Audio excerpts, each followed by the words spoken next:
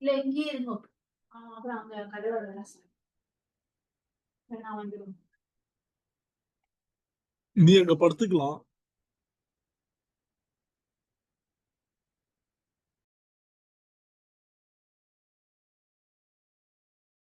Away from their comfort zone. Welcome friends to today's program on overcoming motivational hurdles to strategy implementation. Now slide a bit of a few sentences just before we start the session. To succeed in life, 4 things are necessary. What are those? Succeed in professional life or a business life, 4 things are very essential. Can anyone of you tell me what those 4 things are? Discipline, Honesty, discipline, honesty, passion, focus, focus. Okay. commitment, not Can just I- focus, task focus. Commitment, Second is time, keeping up time and resources. Now, what will you say if I tell all this is absolute rubbish and it will not work? can I come, sir? Have a good strategy, goal and strategy. Yeah, tell me, Anilji. Goal and Uh, strategy. Can I come? हाँ, Can I बोलिए come? बोलिए बोलिए come. Commitment हाँ, and integrity, हाँ, then knowing your purpose okay. and perception in life. Every day you try to We can continue monitor- like this for the whole day and not still reach where we want. I can tell you this. Basically, action. clarity on goal. Clarity on goal. Beautiful. Action, sir. Anything, goal and then You know, action. Yeah, you Purpose and remind me action. of that fable of that 5 blind man and the elephant. You can keep on and on and on and on giving all these abstract, concepts which really amount to absolutely nothing. The 4 things which a person should know, all these things about commitment, integrity, and all these things are taken. To succeed in life, all these things are very essential things anyway. They are all, characteristics of a person. I'm not talking about that. I'm talking about knowledge. The first thing which any entrepreneur, any professional, any business leader should know is the business model. What is the model with which he is going to do business? As you know, the business model consists of 9 segments. Yes. You have to have a very good understanding of these 9 segments. Whether you are an entrepreneur, a startup founder, a senior professional in an organization, or whatever it is, you have to know the nitty-gritties of these 9 elements of your business. Anil ji जरा mute कर दीजिएगा आपने पीछे आवाज आ रहा है. Okay. What is the second thing? Now you have an idea in which direction I am going to take you. So tell me, what is the second thing which is important? Which strategy, sir? Business strategy. Huh? Business strategy. That's what your business model is, isn't it? The business model is the strategy. Business model tells you what to do. So positive mindset and adaptability. Again, you are going into the abstract. Abstract, okay. Don't go into the abstract. Because this mindset thing which you are talking about can vary from different people. The definition can vary differently. But we want something which has got the same definition for everybody.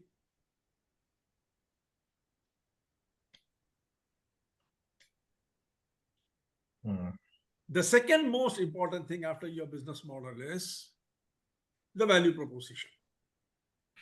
What value you are creating for your people? How are you going to demonstrate that value? How are you going to reach that value to the person?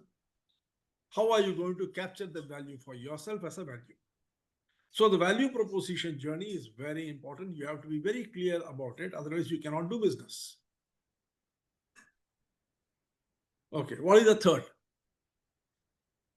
Customer relationship, value proposition, channel, revenue stream. What is the third aspect which you need to be very, you need to be knowledgeable about? Anyone can make strategies, but how many can implement it effectively? For implementing effectively the strategy, you need to understand the nitty-gritties of the hurdles which come in the way of conducting your business. There are 4 different types of hurdles: the cognitive hurdle, the resource hurdle, the motivational hurdle, and the political hurdle. You have to understand how they appear. What is it you are doing to make them appear? What steps you have to take so that those hurdles can be overcome, or you can prevent them proactively from appearing. And having appeared, what you should do so that you can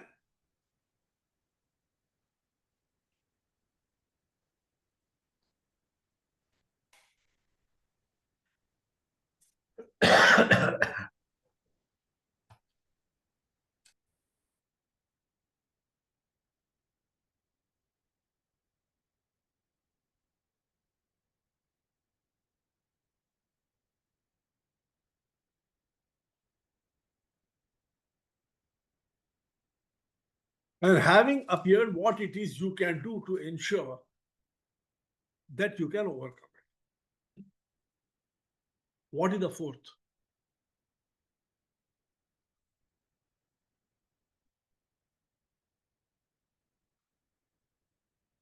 What is third, sir? What are the hurdles which are there in your implementation of strategy, running your company? Okay. We are going to be discussing the third of those, the motivational hurdle today. But there are 4 hurdles. Your cognitive hurdle, which we have already seen, we have discussed. Resource hurdle, the trade-offs among the resources, how to deploy them so that you can get the best out of what is available with you. The third is the motivational hurdle that we are going to be discussing today. Fourth is the political hurdle. Now, what is the fourth aspect that you have to know very well so that you will be able to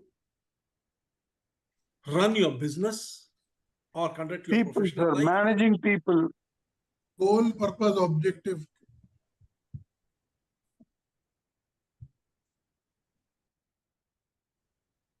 Communication, storytelling. How do you communicate what you have to? Because the entire world is linked together, tied together only through communication. That is where corporate storytelling comes in. How do you tell the story of your, how do you message the value that you are going to give, how it will benefit them? Even in your office as a leader, how do you message to them so that they will benefit by reaching the message to them? These are the Okay. 4. Can we listen, sir, Today- once again? Once again, first, second, third, fourth. The first is the business model. Second is the value proposition. Third is the hurdles. Fourth is the communication. The 9 segments of the business model: how to create value, identify value, create value, broadcast value, message value, deliver, demonstrate value, and then capture value. That is the second part. The third part is how do you overcome the hurdles which are there in the implementation of the strategies. And the fourth part is how do you message? What sort of a story do you tell? How do you tell the story so that it will stick to the mind? Why is storytelling important? For the simple reason, you cannot retain anything of which the picture is not evoked in the mind.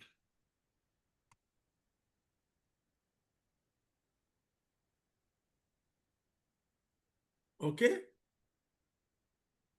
So let us begin today's session on motivational hurdles. Can any one of you tell me, we had a session on cognitive hurdle, right? Yogesh, are you with us? You are muted. Yes, sir. Yeah. Can you tell me the difference between cognition and motivation?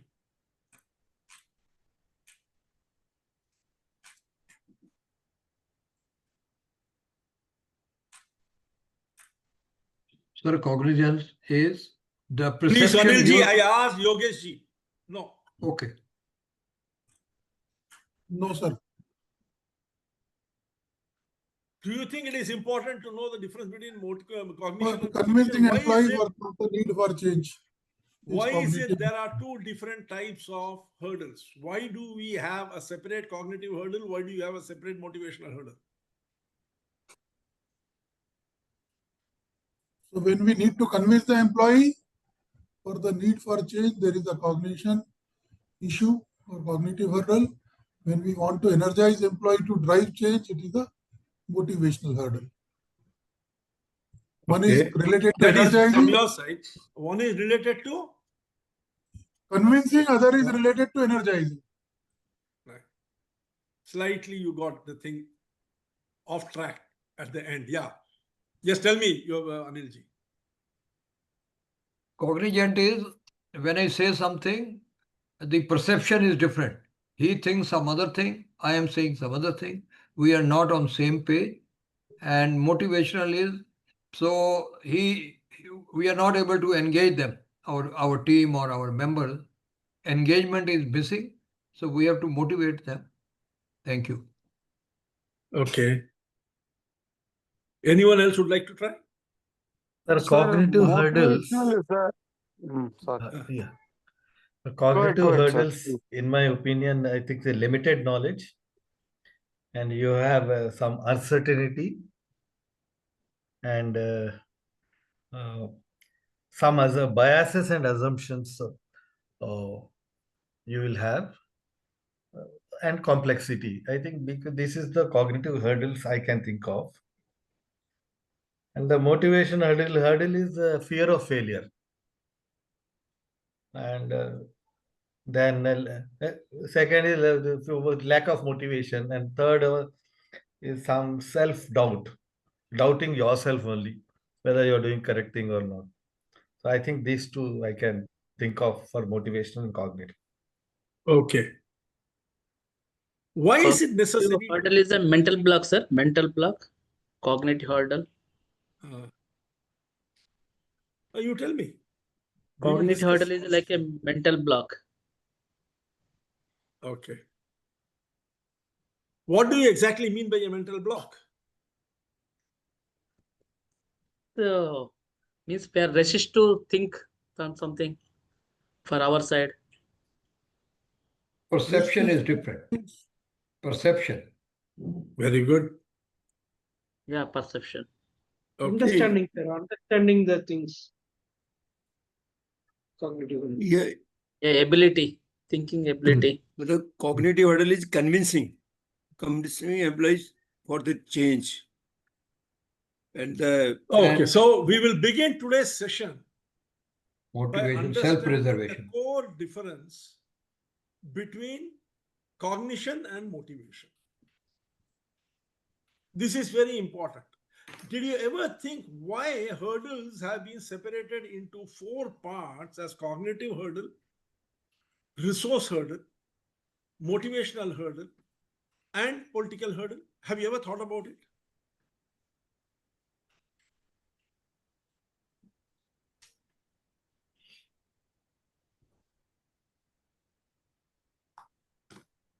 See, it's very simple. Very, very simple. If you understand this, you will see what is happening in your office or in your workplace.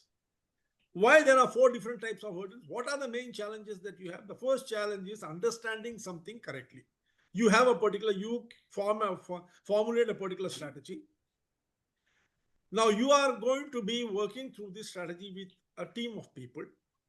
Now, this team has to be aligned with the vision that you have of the outcome.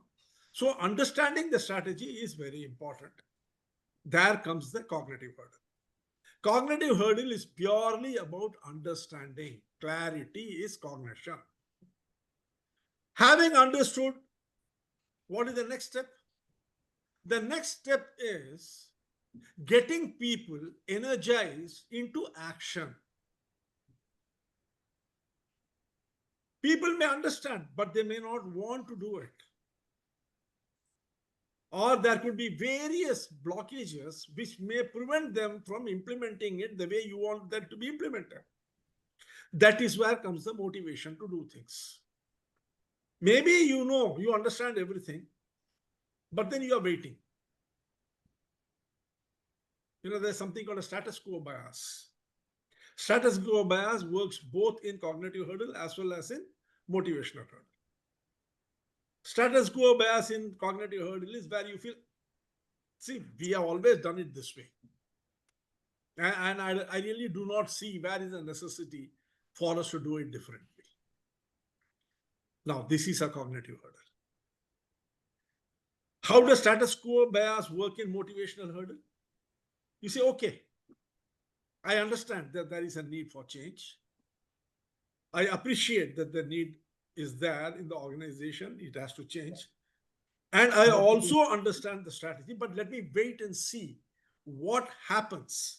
Others are also implementing. Let me see. Let me not take the risk of jumping into it immediately. I will see how things are going, whether the organization is continuing with it for a necessary period of time. Then I will do it. Now, here is a motivational hurdle.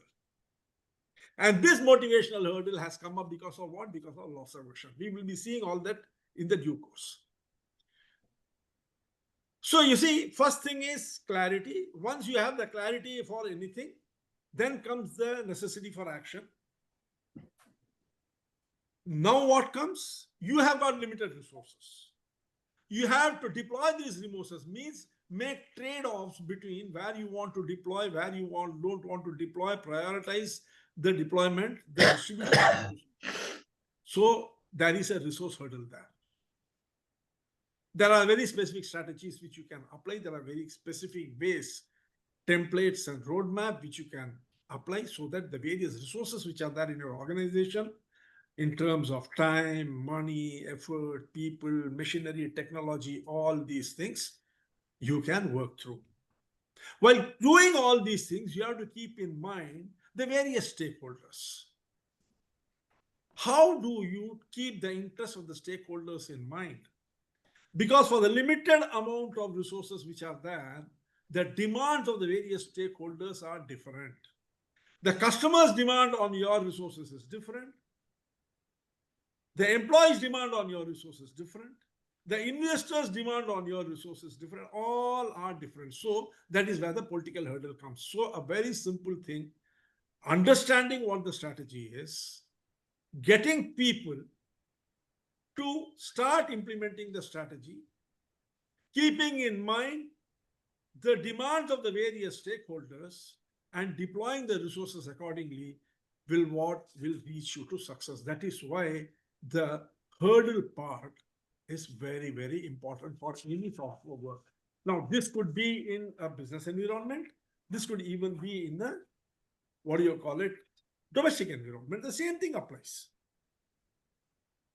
The same thing applies. What you want, maybe your people do not understand, your wife does not understand, your son does not understand, your parents do not understand. Now, there you have a cognitive hurdle.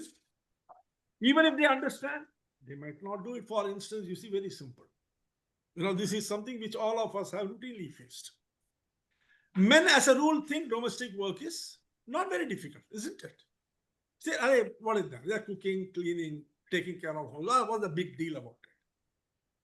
We do not realize that it is a very, very big deal. And in fact, that is the back-end work which is going on, due to which men can go and work in the market. You know, earlier men could go and work and bring the money home.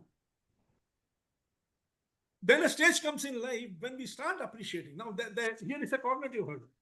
When you are not in a position to understand the importance of domestic work, you are facing a cognitive hurdle. Your understanding is weak, poor.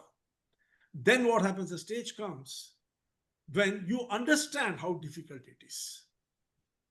You realize that you need to help the people at home so that the home can run properly.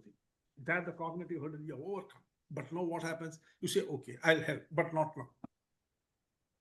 I will do this afterwards. You start procrastinating. So what is the problem now? There is a motivational hurdle. So you see, we have to understand the differences between cognition and motivation. Then only we will be able to segregate our strategies correctly. Because the type of strategy which is required to overcome cognitive hurdle in the workplace or in the company is different from the type of strategy which is required to overcome motivational hurdles. And not everyone will have a cognitive hurdle. Not everyone will be suffering from a motivational hurdle. There could be people in the team who understand things, but they don't want to do it. That's a motivational problem. And there could be people who simply do not understand that the hurdle is cognitive. So you see, there you have to work with them in a different way. So let us begin today's session by understanding these differences. We will begin with understanding the core difference between cognitive and motivational hurdle. Let us first understand the definition. A cognitive hurdle is a barrier in thinking, perception, or understanding that prevents people from seeing reality clearly, recognizing opportunities, or understanding what needs to change. Why you are bringing in the strategy, what needs to change. When people do not understand that, they are suffering from a cognitive hurdle. And in the case of motivational hurdle, it is a barrier in energy, drive, or willingness that prevents people from acting even when they know what's right. They might appreciate why a particular strategy is being implemented, what is the end outcome looking like, but their willingness to implement it is not there, or there is some problem, some barrier to their investing their energy or bringing their drive into action. So, obviously, from the definition, we come to the nature of the hurdle. In the case of cognitive hurdle, it is purely mental or perceptual. People can't see the why and how of the strategy. And in the case of emotional hurdle, in the case of the motivational hurdle, is purely emotional and volitional. People see it, but they don't feel it. They don't resonate with it. So they can't bring themselves to act. Volition means acting. Now, what are the causes? Number one, the causes are limited awareness in the case of cognitive hurdle. There are various biases through which we work in the world. Those biases, those mental schemas.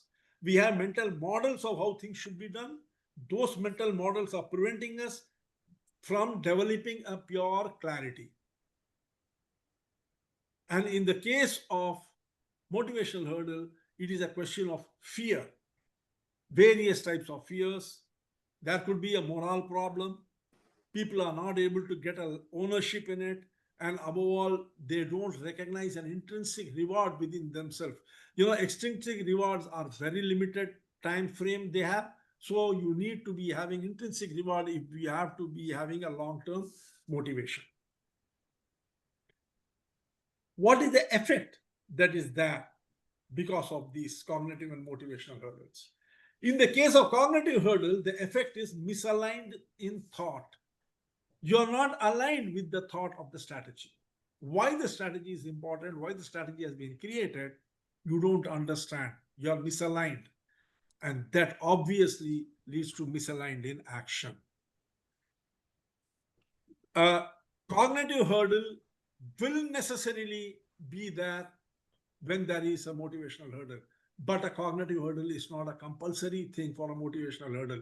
Even when you understand why something has to be done, even if the thoughts are aligned, which they are not in the case of a cognitive hurdle, there can be a motivational hurdle. The misalignment in action can be there. The key question in both these things is, do they see what must be done? That is the question you need to ask if you want to find out. whether there is a cognitive hurdle. Do they see what must be done? And in the case of motivational hurdle, do they want to do it? Having seen what must be done, do they want to do it? If people don't understand the reason for change, it is a cognitive hurdle. You should be able to communicate the reason for change to them. Only then you will be able to overcome the cognitive hurdle. And if people don't want to move, then it is a motivational hurdle. Cognitive hurdle block clarity, motivational hurdles block commitment. So you see, in any business, this is very, very important. A motivational hurdle arises when people understand the strategy intellectually, but don't feel emotionally connected to act on it. Just understanding the strategies is not enough. This is one of the reasons why many companies fail. They have an idea, they have a roadmap, but they are only able to communicate it intellectually. They are not able to resonate with the heart, the feelings of the people. They know what needs to be done, but not why it matters to them personally. That is very important. Please remember one thing: the entire world listens to only one bandwidth. What is that? What's in it for me? So when you are not able to explain why it matters to people personally, you will always have a motivational hurdle coming up. The head is aligned, but the heart is not. It blocks execution because even with the resources, plans, and skills, people won't stretch themselves without inner buy-in. The hurdle is not about motivation in general. It's not just a question of giving a pep talk. People think motivational hurdle can be overcome by just giving a pep talk, calling people over in a room and talking things to them, showing them career. No, those things will not work. It's about strategy. It's a strategic motivation. That means a motivation which is sustainable for over a period of time. The willingness to change behavior and priorities in line with the new direction. That brings us to the root of motivational hurdles. The root of motivational hurdles, at the root of motivational hurdles lies one universal cognitive principle. If you understand this universal cognitive principle, everything is through. What is that universal cognitive principle? Asu?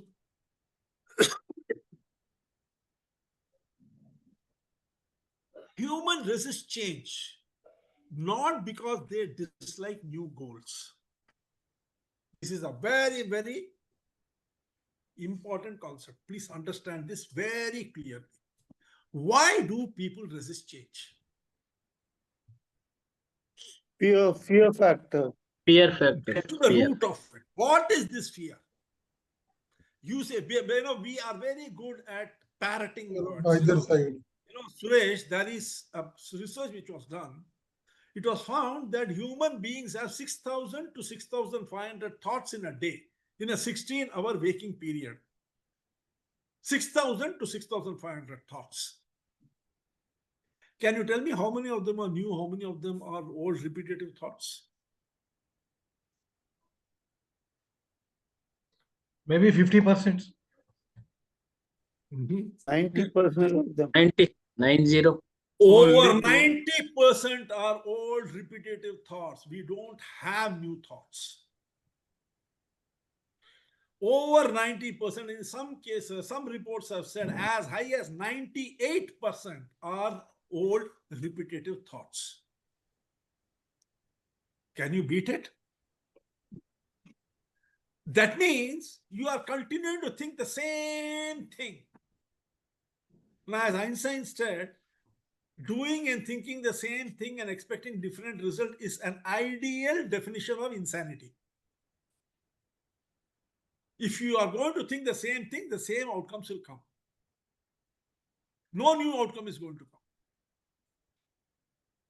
And as I said, learning to think in granular level is very important. What is the reason why we dislike change? We say fear. Fear of what? Fear of comfort. Fear of comfort. Fear of job. Fear of, what do you mean by fear of job? We don't want If to any move change from our comes, for comfort zone. example, the digitalization is come. With the digitalization happen, the job maybe people may cut off. Something that fear will be there, non-understanding the clarity. Oh. So the fear is not of the job. That is the outcome of what? Survival. No. Change. So the fear is Change. also awareness. It creates awareness. Fear. Create awareness. Who said that? Nageswar. What sort of an awareness will it create? So because of fear, we will think some proactive way to overcome that fear. How we overcome that fear like that. There may be other mindset also, sir. Mindset also one of the problem. You know, language is a funny thing. Total It helps you confusion, say things which even you don't understand. non-clarity. And the more confidently you tell it, the more people quietly listen. They say, यार कुछ बड़ा बोल रहा होगा, छोड़ो, वही challenge है. हमारी समझ में नहीं आ रही है. But people don't want to remove from comfort zone. That's it. अच्छा, move from comfort zone. Mathur साहब, आप तो comfortable हो ना जयपुर में.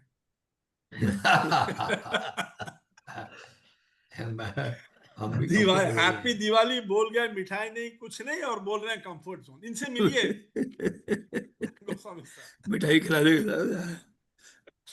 Okay, let us see. You see, it's very simple. One simple thing, learn to go to the foundation of it. What are you scared of? You said you are scared of losing the job. Why? You're scared that your current expertise might not be useful in the new situation. Correct or not? That your current knowledge might not be useful in the new situation. You're scared. Why? Because the current knowledge is what has given you the control over the situation that you are in currently. Am I right? And you always measure yourself and project yourself as an outcome of your expertise and control. So what are you, Mudmal sir? You are a project lead in so and so. Means what? You have an expertise to lead the team in this particular project.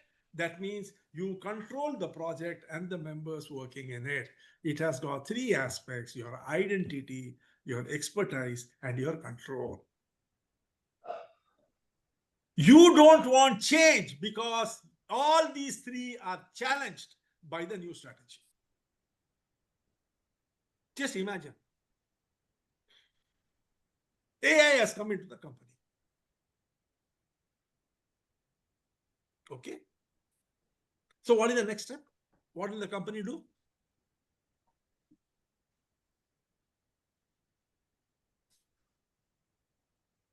You see how this thing works, which you may never have thought about it, but I'm telling you now what is happening. You see this happening. Have you ever attended a training program for an upgradation? No, sir. Of talent or skill? How many of you have attended?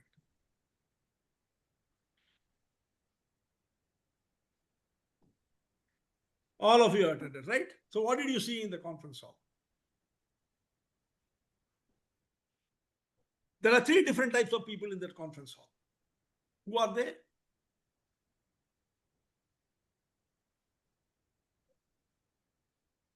क्या मिठाई चाहिए क्या answer करने के लिए? इतना भी answer करने के लिए मिठाई चाहिए, इंड्यूसमेंट चाहिए? Presenter, receiver, presenter. Goswami sir चले गए मार्स में, बोले कि no I am not on this earth, I am in a different planet all together. अरे यार, कौन तीन टाइप ऑफ आदमी ट्रेनिंग ले रहा है?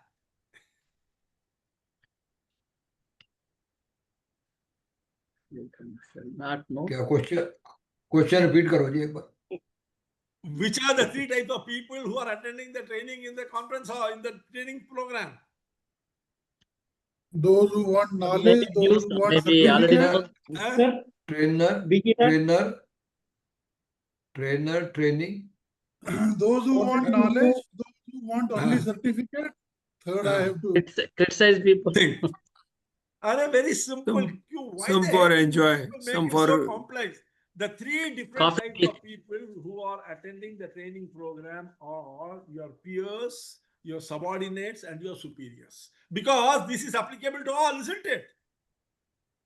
Yeah, AI yeah, yeah. is coming in, your superior also is new to it, you are also new to it, your subordinates are also new to it. All three of you are put in a conference hall, a training room, and a person who is an expert in AI comes and trains you. Am I right or wrong? Yeah. Now see what happens. With one single Subordinates shot, be very active. in one single shot, what did the company do?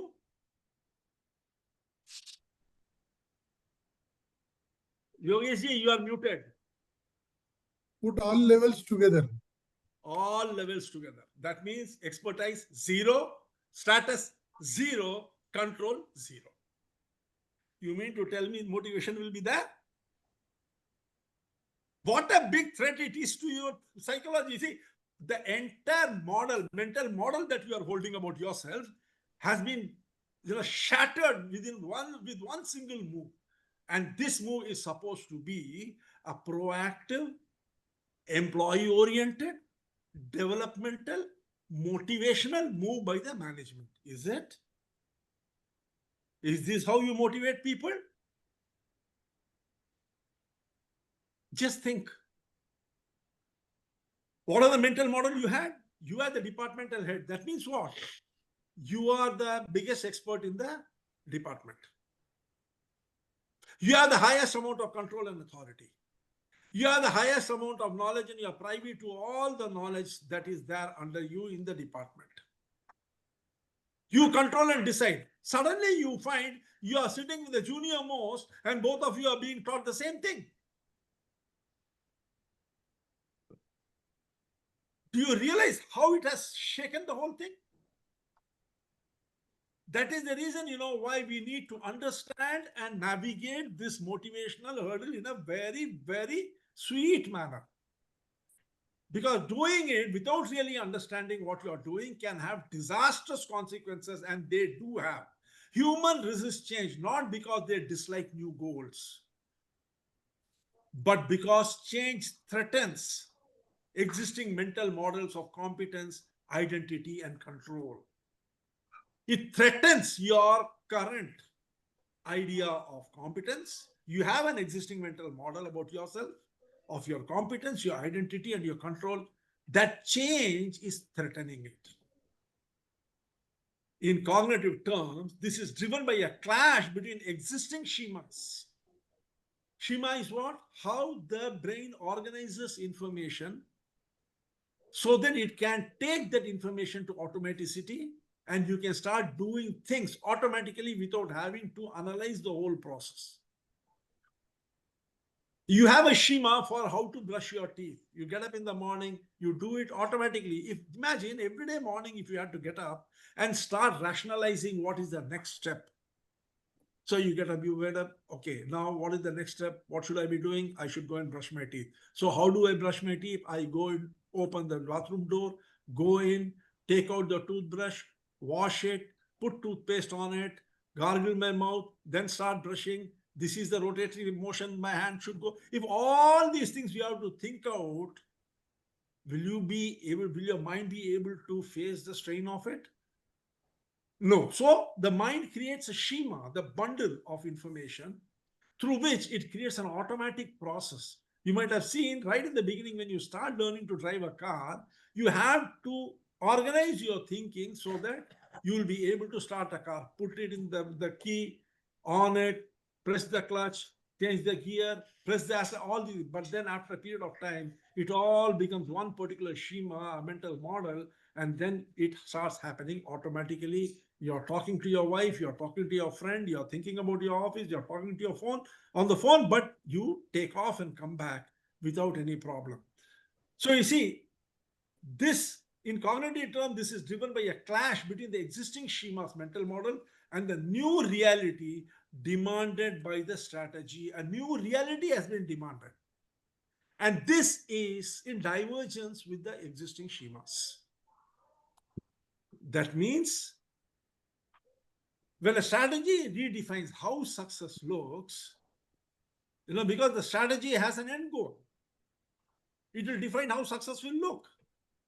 It disrupts people's internal equilibrium, the mental balance between what I know, who I am, and how I succeed here. People do things in a way which has succeeded for them earlier. That is the reason, 90% of the time we take the same route to the office, even if there are multiple routes available. Subconsciously, the route you have taken and you have succeeded in it, you keep on repeating it. The mental balance between what I know, you have an idea as to what you know.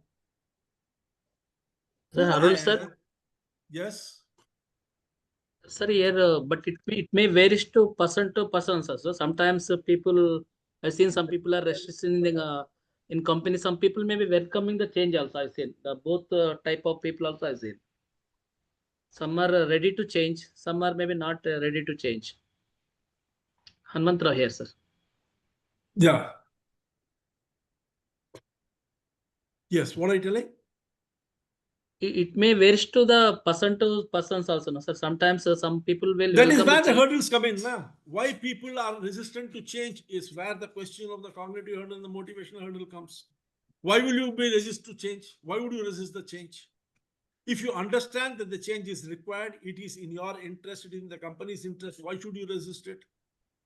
And even when you understand why it is in your interest or why it is in the company's interest, you will Sir, change my question. only. What is my question? Recently, sir, when in one company we are implementing this lean manufacturing different system. Generally, people thinking that if lean manufacturing comes now, our job may go like that. But that time we are able to explain, we have to explain and we are told the details. Some people are still resisted. Management taken the. That means they what? sacked That means people. what? That means what? You have explained, still people are resistant. That means what? Let me No, give you an after some example. after some are changes, sir. Only okay, sir. Wait, Please. wait. Let me give an example. Rajiv Gandhi said that for every 1 rupee which he was transferring from the government to the poor people, only 15 paisa was reaching. Why? Yeah, medium were the That middle means people. what? That means what? That means that the process of transfer was inefficient. Yes, sir. Correct. So you see, when the process of information transfer between the current situation and the desired situation is inefficient, people will resist. It does not matter whether you are doing it before you have implemented or you are doing it after you have implemented. If you have done it before you have implemented, that only means that the implementation will not happen.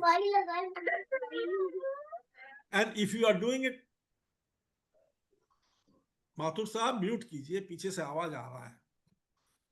And if you are doing it after you have implemented, it will again fail because people are not motivated enough to implement it.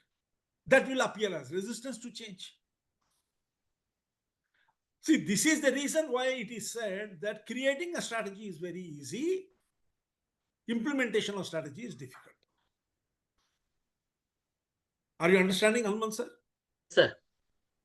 Sir, your video is I'm not able to see myself. Is it for me only? For others also, I don't know. I'm not able to see you, sir. You are not able to see me. For me only, I think so. Yes, sir. Yes, Currently, you are not to be seen. I am not Only able to the see you. background is there. But earlier, we are able to see you. No. Oh, now Now okay. we are okay. able Now to it is see okay. Now it is okay, sir. No, what has Something happened? sometimes blur is coming, sir. Video. Now blur is there, sir. I'll tell you. It is because the sun is shining very brightly in front of Yeah, me, it seems. behind me. Just a little bit. It is a morning there. It is Oh, I morning here, understand. na? Now it is okay, sir. We are in night. So now I am visible. Yes. Yeah, very much, Very, sir. very, Very clear. very bright. Very bright. You are visible. Handsome. Yeah, handsome. Okay. Now is it clear, Hanuman sir, what I said? Are Yeah, you very understanding? clear, sir. Understand, sir. You see, every individual has an opinion about what he is, and this opinion is formed based upon what he knows and what he controls. Just imagine if I were to ask Anil sir, so Anil sir, what are you? He will say, I am a retired chief engineer from Delhi Water, Metro, whatever it is. Metro Water, Delhi Metro Water.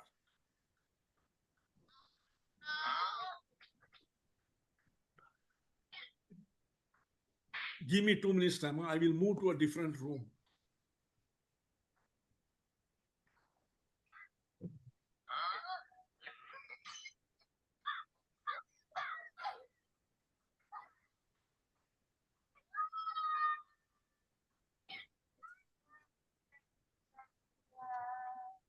Sorry, sir. Mute change, sir. Sorry, sir. Sorry, sir. Yeah. Mute చేయడం, sir.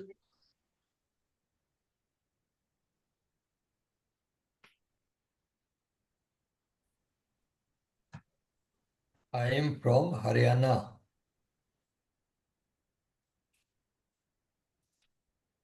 Not Delhi. Okay. Okay. I retired as additional chief engineer, Haryana Canals. Okay. Sir has forgotten maybe, sir. Sir एक step ऊपर बोलते हैं. Can you see me? Yes, sir.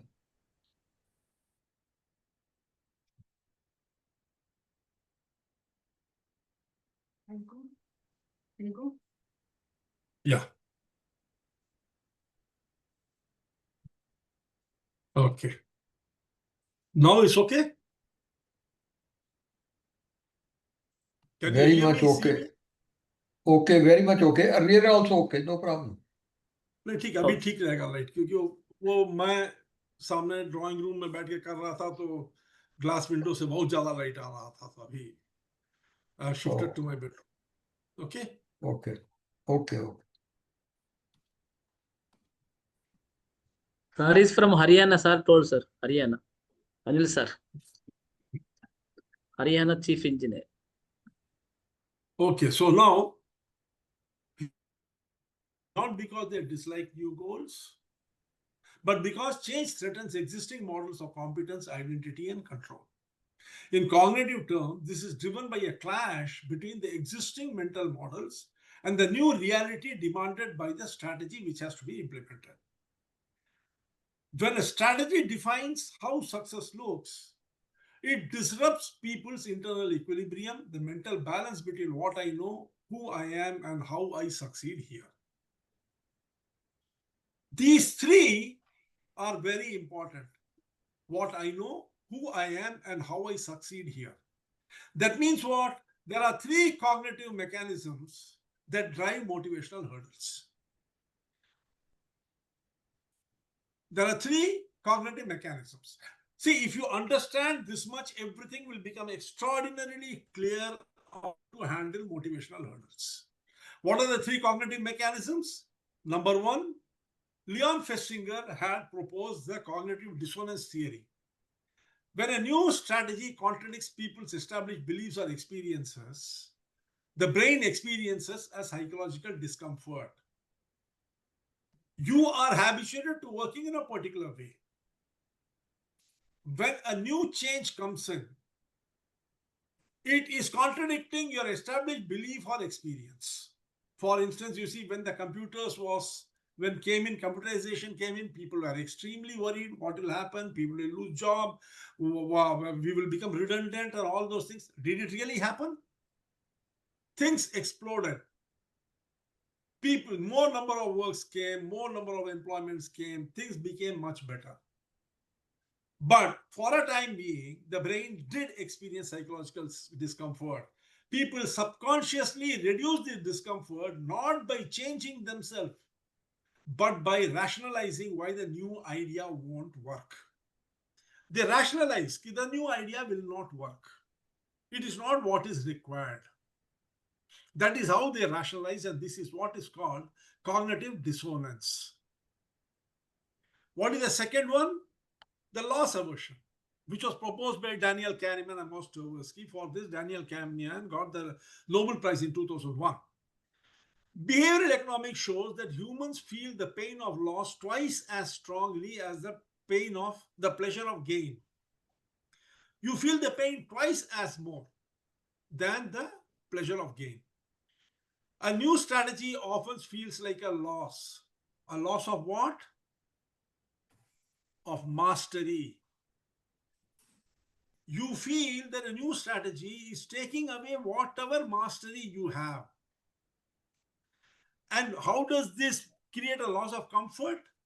Because this mastery has become an automatic thing, it is a automaticity because of the schemas in the mind, you have to relearn the whole new thing, and that is moving out of the comfort zone.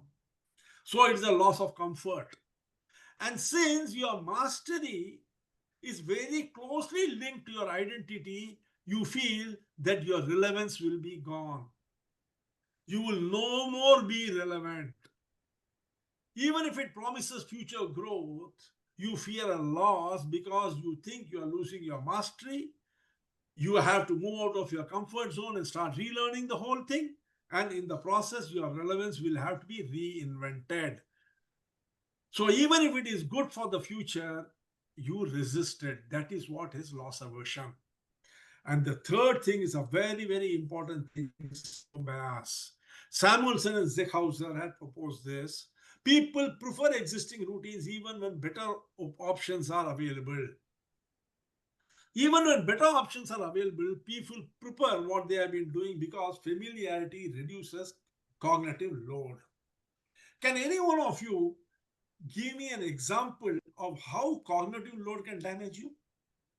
How cognitive load, if you had to give me an analogy to explain cognitive load, how will you explain it?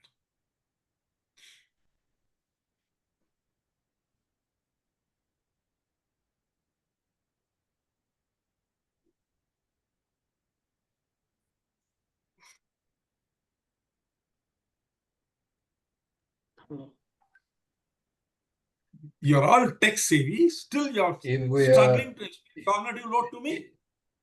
If we are using too much jargon words, so there is a cognitive load.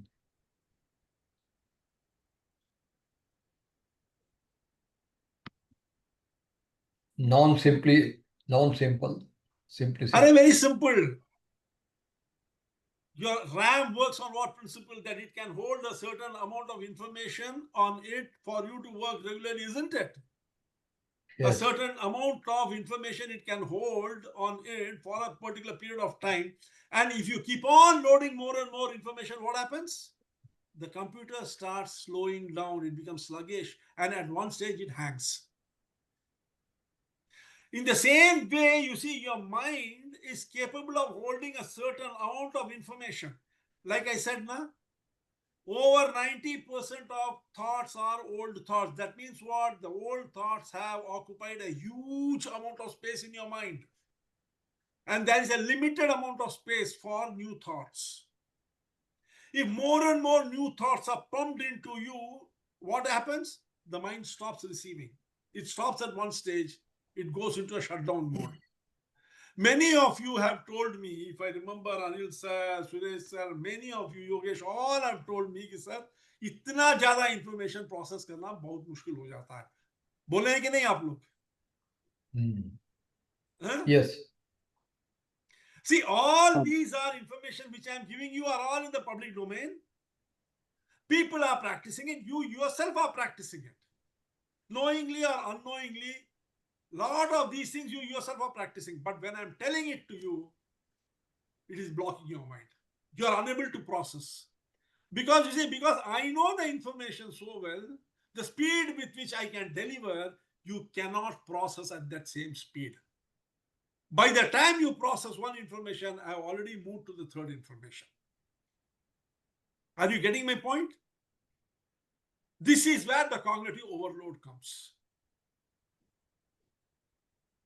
And this is very dangerous. That is why, you know, people prefer status quo. People existing routines, even when better options are available, because familiarity reduces cognitive load.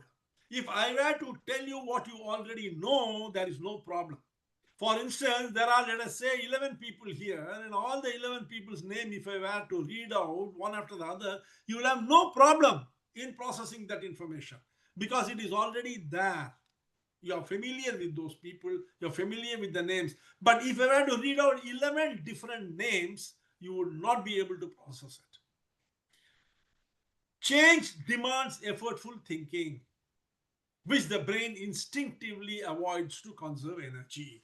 This is what is called status quo bias. The brain is not interested in doing effortful thinking.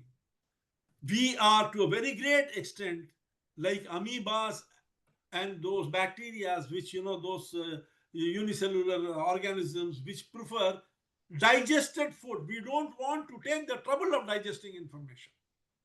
You give me digested food, fine. Like, you know, 32 people are registered, 11 people are here. Why? They say, sir, आप मुझे भेज दीजिए recording. हमें तो we will get the recording. We will see it at the comfort of our house. Why? They are, more than anything else, their point is, let me see in pieces of 15 minutes, 10 minutes, so that I will be able to digest it faster, in a more easier way.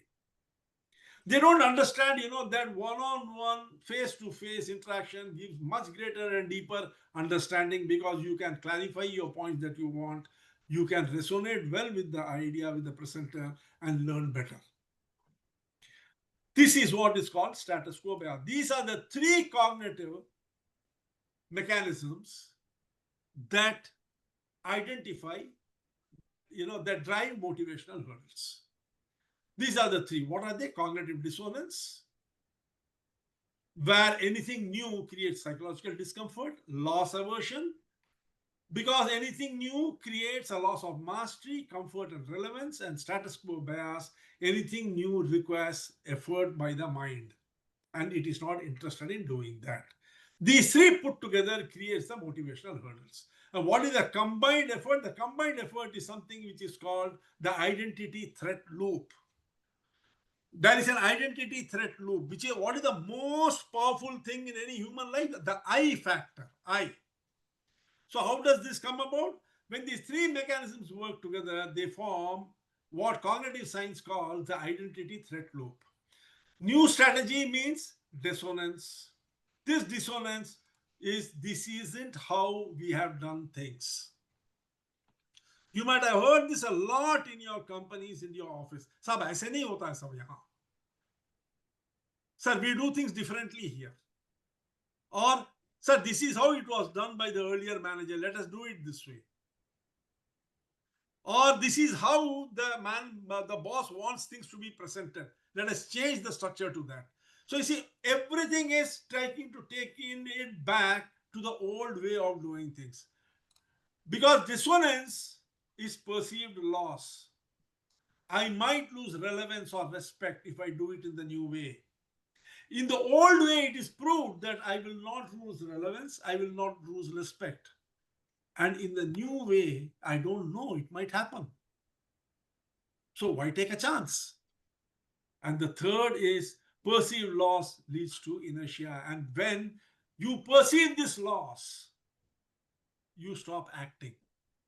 Better wait until the new thing settles. देखते हैं क्या होता है.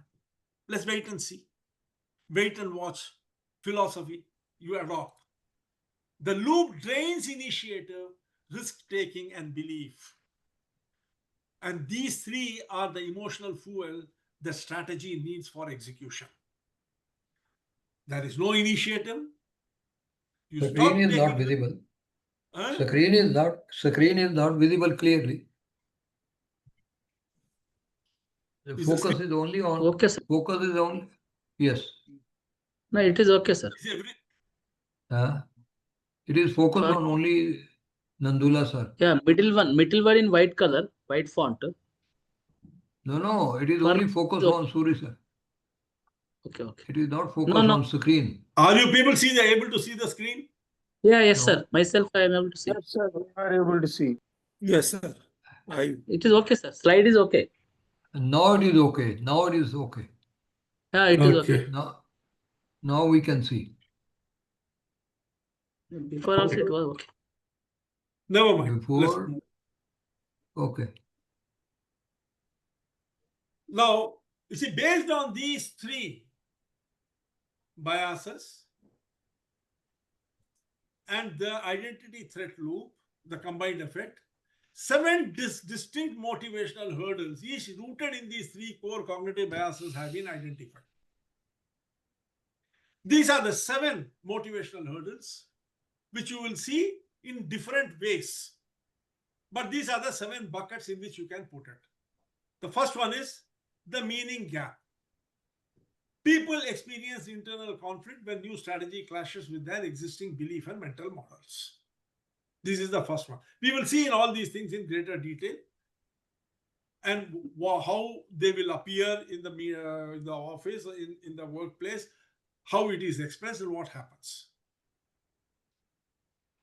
Second is the identity threat, the cognitive dissonance.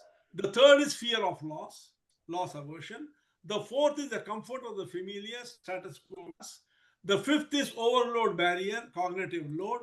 Sixth is the isolation effect, that is aversion plus dissonance when combined together. And finally, the meaning deficit, where all the 3 purpose gap combines all 3 biases. Dissonance, loss aversion, and status quo. When all these 3 combined together, this is a very extreme case, but very easy to solve. Now I am going to give you a, case study. You go through that and see what you observe here. Project Phoenix at Novatech.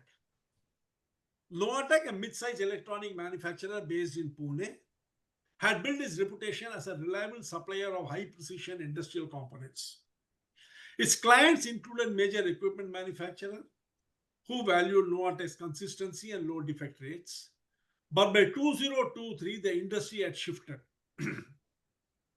Clients were moving towards smart assembly solutions, integrated systems with sensors, automation, and predictive maintenance. Margins in traditional companies were falling. The CEO Rajiv and his leadership team decided it was time for a strategic pivot. They called it Project Phoenix, a plan to transform Novatech from a component supplier to a full solution provider. The new strategy had 3 key moves: bundle products and services, sell assembly systems instead of individual parts, develop IoT-enabled modules through a dedicated R&D sprint, create cross-functional client pods combining engineers, services, and salespeople to deliver customized solutions. The logic was flawless. The financial supported. Novatech had the technology, the relationship, and the market need was evident. Please take a screenshot of this.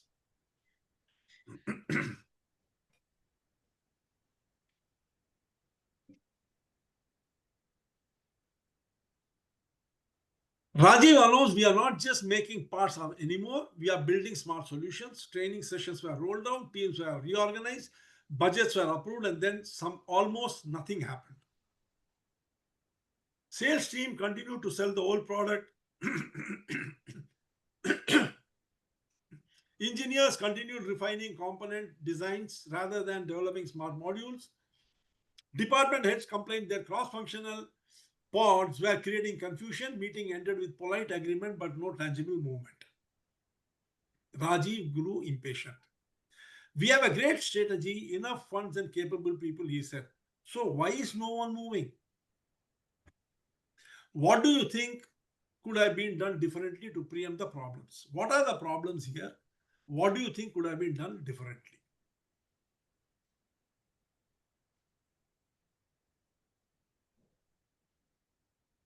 Have you taken a screenshot?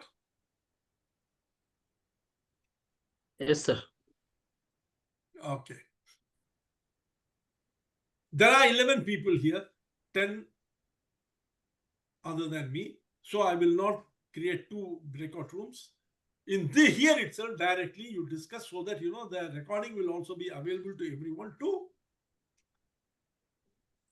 understand.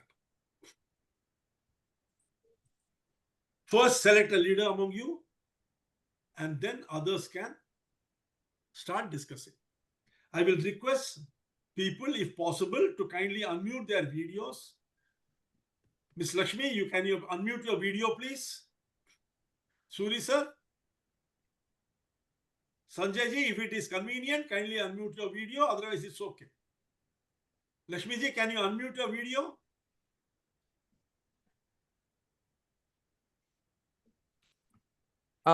Sir, actually, I'm outside. I just joined. I'm not able to connect the video with my mobile data. Okay, no issue. Yeah. Okay, but you can participate. You can discuss with here. Okay. Yeah, sure. And I'm very thankful to you for this engaging and interactive session. Never So mind. this, It's not yet completed. Let it complete. Then we will see. Okay, now we will have it for 15 minutes. In 15 minutes, you have to identify what are the various motivational hurdles that you can see in this and what it is you should do differently based upon these 3 cognitive biases through things are happening. Okay?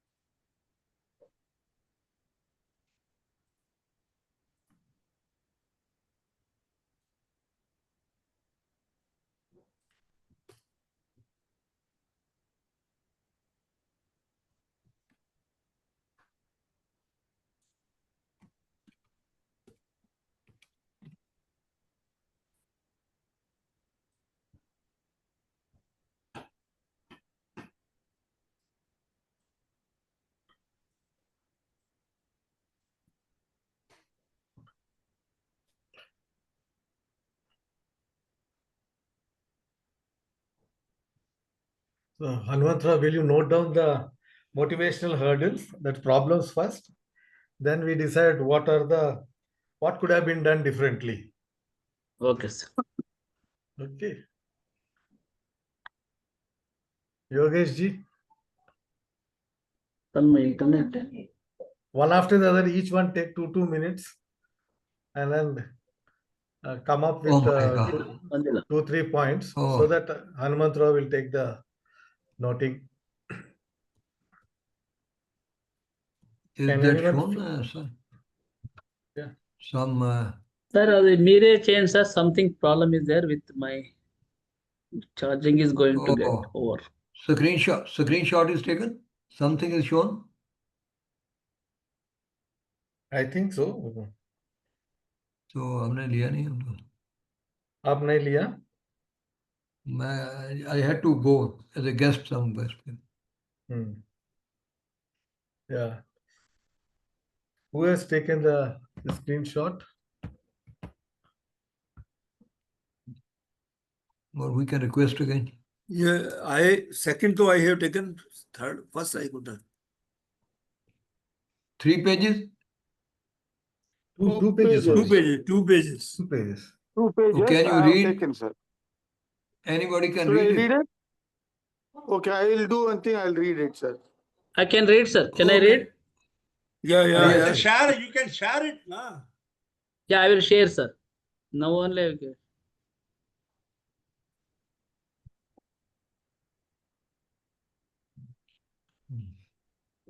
Only chair plus.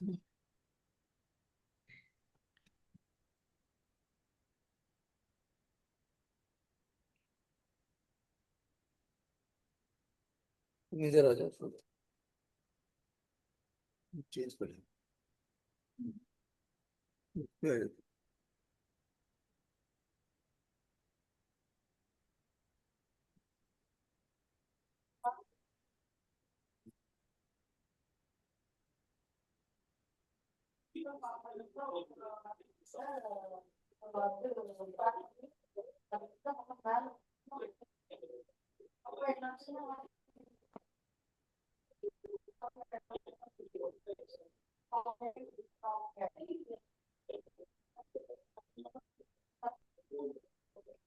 Yeah, Hanumantra, sharing? Yeah, I'm trying, sir. 1 minute. I don't. Sir, you want me to read? I'll read. That's possible for me, but not sharing. Only to the group I can share. This is So what? given today or earlier? Oh, Sir, read you were it able then. to see, Today, sir? Yes, yes. today, sir, today. Yeah, Yeah. yeah. Yeah, Project Phoenix at Novatech. Novatech, a mid-sized electronic manufacturer based in Pune, had built its reputation as a reliable supplier of high-precision industrial components. Its clients included major equipment manufacturers who valued Novatech's consistency and low defect rates. But by 2023, the industry had shifted. Clients were moving forward smart assembly solutions, integrated system with sensors, automation, and predictive maintenance. And margins in traditional components were falling. So the CEO Rajiv and his leadership team decided it was time to strategic pivot. They call it is a project Phoenix, a plan to transform Novatech from a component supplier to a full solution provider. The new strategy had three key moves. First is a bundle products and services, sell assembly systems instead of individual parts. Second one, develop IoT enabled models through a dedicated R&D sprint. Third one is a create cross-functional client pods, uh, combining the engineering service and sales people to deliver the customized solution. The logic was flawless. The financial supported it. Novatech had the technology, the relationship, and the market need was evident. Yeah, this is the first screenshot. What I can, sorry.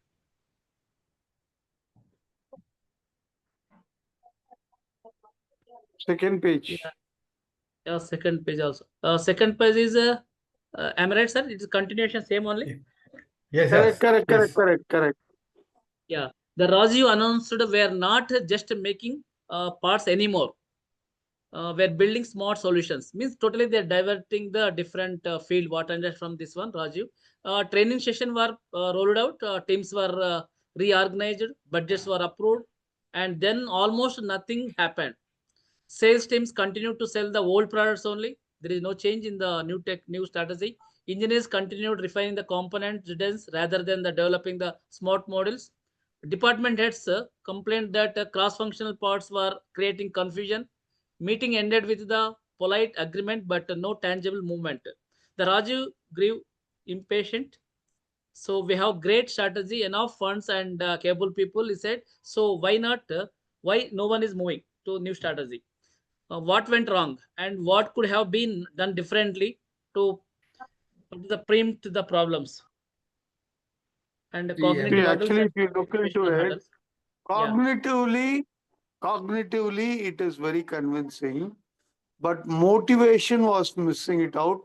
And we saw in the earlier slide what our Arun sir has shown regarding the motivational hurdles. If someone can recall, we can just go one by one so that we are able to solve this issue. Yes, sir. Hello. Hello. Nageshwar here. I think the understanding, cognitive understanding also not reached fully to the team because they reorganized the total team, the CFT team, and they not understand their roles and what to be done. So there may be some gap in the cognitive understanding of the new strategy. Yeah, what is the gap, sir? The meaning gap, cognitive dissonance. What is the dissonance? That we have to write, I think. Yeah, because they formed the CFT team, cross-functional team from different departments. The peoples are put together. Maybe they work individually or within their team, but they find some hurdles to work with the CFT team. This may be some understanding problem of the strategy. I think so. See, secondly, if you look into it, they are accustomed to sell individual parts and not as a whole system. Suddenly, when they are being told that we are no more going to sell individual parts, but Component. as a whole system, instead of what is exactly happening is it is something disturbing the mindset that all these years we have been selling individual components. Now suddenly we are asked to sell the entire system. Will we be able to convince the client? Will we be able to compete? All these questions. Yeah, that is threat. That is Identity threat. Yeah, that is a threat, clear threat.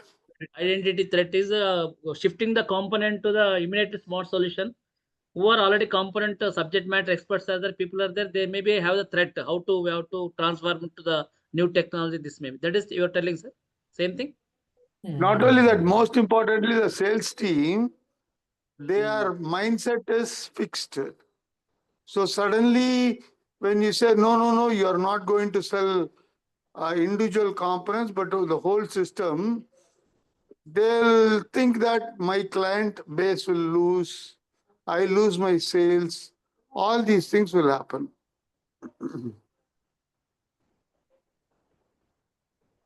Yeah, the comfort of the familiar things. Status quo. Yeah. Status quo. And also they are shifting it very immediately. That is also a problem. They should work on the old way and the new way should merge at some time. There should be some planning gap is there. This immediate shift Is any also. overload barrier is there, sir? Any overload barrier here? Cognitive load? I think so, yes. Overload barrier, yes.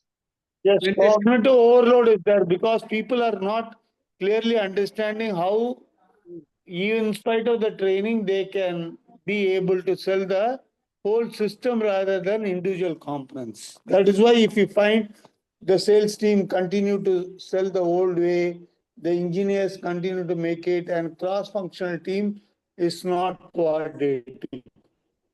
Sir, here Yeah. overload barrier, we can tell three strategies are there. One is a bundle products and services. Second one is develop the IoT and create the cross-functional client pods. So many are there at a time. Means so many changes means at a time is a people cannot digest. No, am I right? So that may be one Correct, of that the could also be bundle. there. Yes, what Arun sir said, even Amoeba want a digested product. So these Yeah, that people may want be- ready-made solutions. Yeah. In fact, the biggest Any fear isolation is effects, sir? Loss, any isolation effects? the biggest thing is what I could see. They are all resisting the change. So they are at the so change resistance is one of the biggest factor. So that means despite the training, despite budget, despite teams being formed, and they are not able to adapt to the new conditions. So there's a Change. clear case of resisting the change. So, okay. The all three identity gap or fear of loss, these are Identity, expertise, and the control, fear of loss, everything are applicable here. So there is a clash between existing mental what they were doing and the new thing is being asked to do. They are not able to change over to the new scheme. So mindset is old thoughts have occupied, old jobs have made them comfort, and they are not able to adapt themselves to the new job, new challenging job, despite a lot of training and environment has been created. So this is the biggest, what you call a cognitive overload, where they would like to be in a status quo. What they were doing earlier, they would like to do the same thing. This is what the problem. Yes, sir. What Maybe could some changeover period should be there for Yeah. shifting this changeover shifting? period. Yeah, changeover period. Maybe drastically instead of changing, but enough time has been given also. They have moved Okay. from, but despite enough time also, but the change is not there. What could have been done?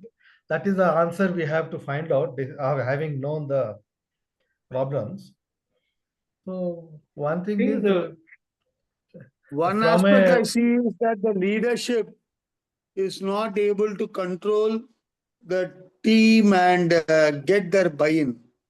yes, See, it is logically they are attempting, but not emotional. As we already saw that logic alone will not help. yes, But when the leadership has taken the decision, still the sales team is selling the products and people are redesigning the product again, component. What strategy implementation is one of the gap. I don't know why. nobody is convinced that is also seen, right? Yeah.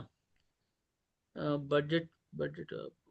Everything is a Sir, strategy. Team having Implementation no is the clarity problem. of the product's journey. if I may come in, now three Creating cognitive a strategy is mechanisms not problem, but implementing of the strategy is the problem.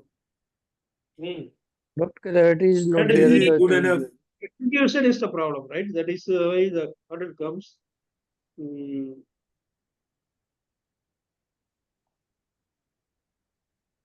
The issues. there is a meaning deficit, there is a meaning gap, there is an isolation effect because of aversion and dissonance, there is an identity threat, there is an overload barrier because too many things are being asked to be done at a given point of time. There is a fear of loss, so loss aversion is there, and there is a status quo bias. So 7 distinct motivational hurdle that sir has quoted in the slide before the case all have to be addressed through talking, taking people on board, maybe doing one thing at a time in a very short span of time, then moving to other, then moving to third one, and one by one all things are done so that all biases are taken care of, and then people will be able to come on board and deliver as per company expectation. There is no clear roadmap and there is no what is the project plan, something like that. When we have to cut off, See, when we have to. if I remember very well, Arun sir earlier has talked, short wins, small wins actually build confidence. Yeah, So small what is sprint. very important for the team is small wins which will build their confidence so that they are on the right track. This is Small something win that and a comes to small mind. sprint they will call, sir. In the project management, sprints are there. Small print, small cycle project. Simple, mini POC, proof of mini concept. projects. I can mini projects. Proof of concept or pilot project like that should be there. Yeah, they have to take the proto. They have to prove it. They have to demonstrate, and team has to get the confidence. Then we can market. We can it. It's like in a very systematic strategy we have to think. That is a missing maybe here. What we are able to Actually, see. if you look into it, the team is very talented. There is adequate fund and other aspects. What is missing is the drive. So that is where the Alignment, leadership, that drive, is where the direction, leadership role becomes very direction, drive, important. direction. direction is missing. From the heart, sir, not from the mind, that is missing. Yes, sir. Yeah, that's where the leadership becomes very important. The leaders need to actually show them small success. They should show them, yes, sorry, we are on the right path.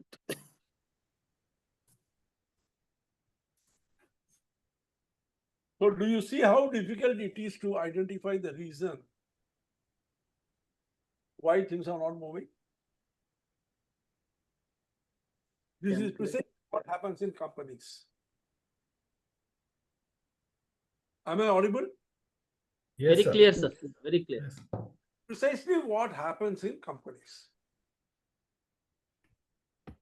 That is because we do not have a clear understanding of these various elements.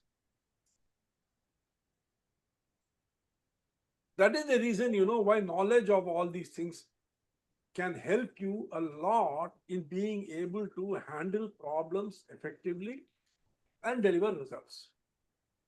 Wanting to do business is not important. Having a good idea is not important. Knowing how to translate that idea into results is very, very, very important. So let us see. I have been following the entire discussion. Will one of you kindly summarize the discussion, what you have? So that we can move Yes, forward.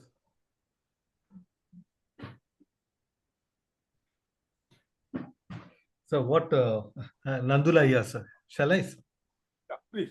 Yeah.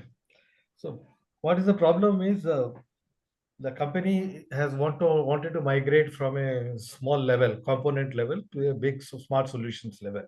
For that, adequately he had created a environment that the training has been imparted, teams have been formed, enough budget has been created. It is now to plunge into the action. Uh, but that was, but nobody is taken that into cognizance, and then they continue to do the same job, and then they have a total fear. Their attitude is resistance, fear, resistance to change. So with this attitude, the company could not move forward. So that was the problem. Then what company could have done is the solution which we have to find out. Uh, that means company could have incrementally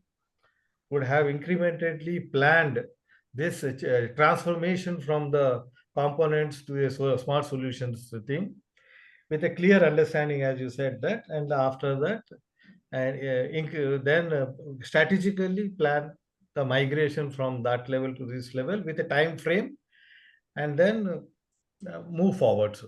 So company has lacked the leadership as well as the direction to impart to the staff. So this is what I can make of. If anything, others can. Anything else you would like to contribute? Only one thing is that they've taken the 3 projects at a time. No? Instead of 3 projects, they can split into the 1 project, second, third one. That they can do like a small project sprints. Okay. Why means the CEO told that immediately we are shifting to the entire to component to, that means they feel more resistance maybe. Okay. Let's move on. So what really went wrong?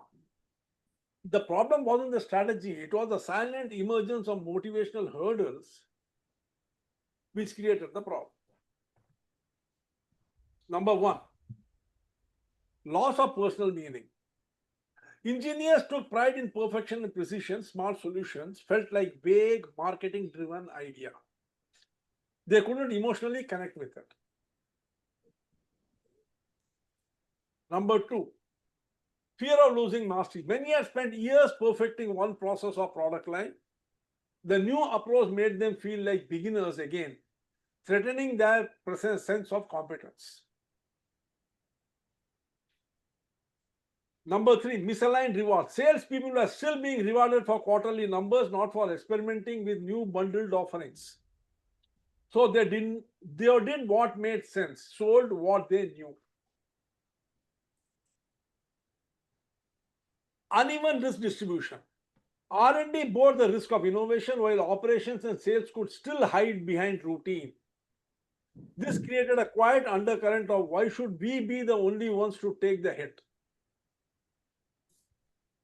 And then finally, leadership overconfidence. Leaders assumed logic and communication were enough, forgetting that transformation requires emotional buy-in, not just a rational approval.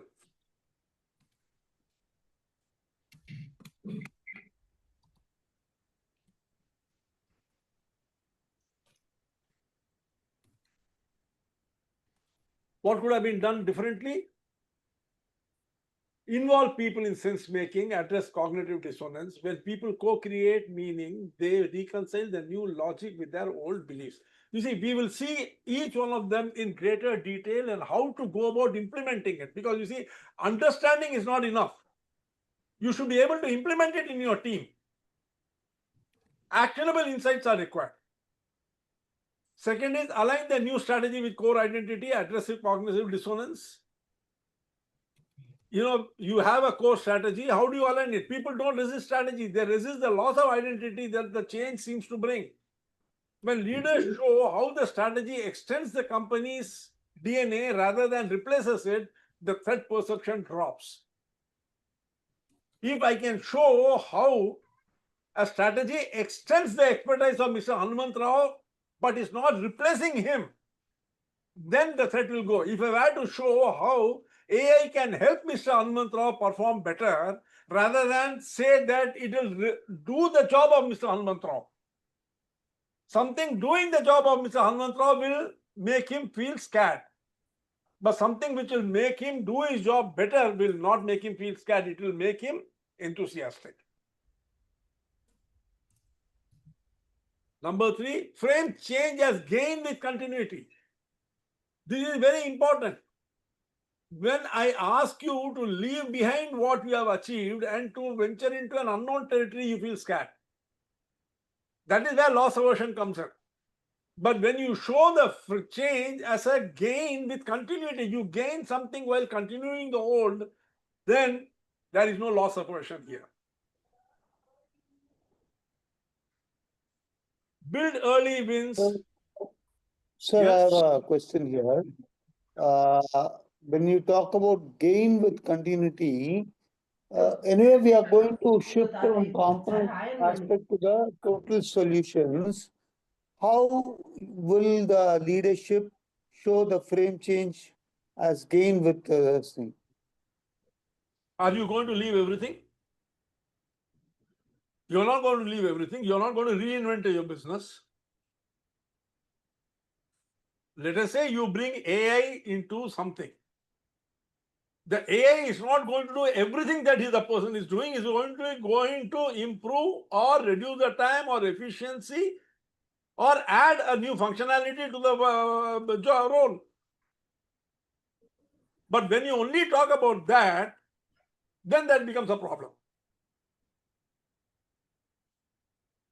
Let us say the AI is going to do data analytics. Okay, now what you are doing? You are collecting data, analyzing data, extracting insights out of it, planning a strategy. These are the 4 things that you are doing. So what is AI going to do? It is possibly maybe going to help you extract data and analyze data. But you are still going to be, extracting the insights and planning the strategy. That AI will do for you. When you are going to implement it, how do you show the continuity? You tell them that today, out of your 8 hours per day, 2 hours is going in extracting data, 2 hours is going in, analyzing it, 2 hours in insight making, and 2 hours in strategy formulating. Now, with the AI coming in, the extraction and analysis will be done by AI. So you will be having 8 hours to draw even more meaningful insights and formulate a much better strategy. This will ensure that you have a lot of time on hand, less stress, and you will be able to progress in your career better, at the same time enjoy your job. So you are bringing in continuity. You are not only talking about extraction and analysis, you are extending it further to what he's doing. So that is how you continue the whole thing. Thank you, sir. Thank you.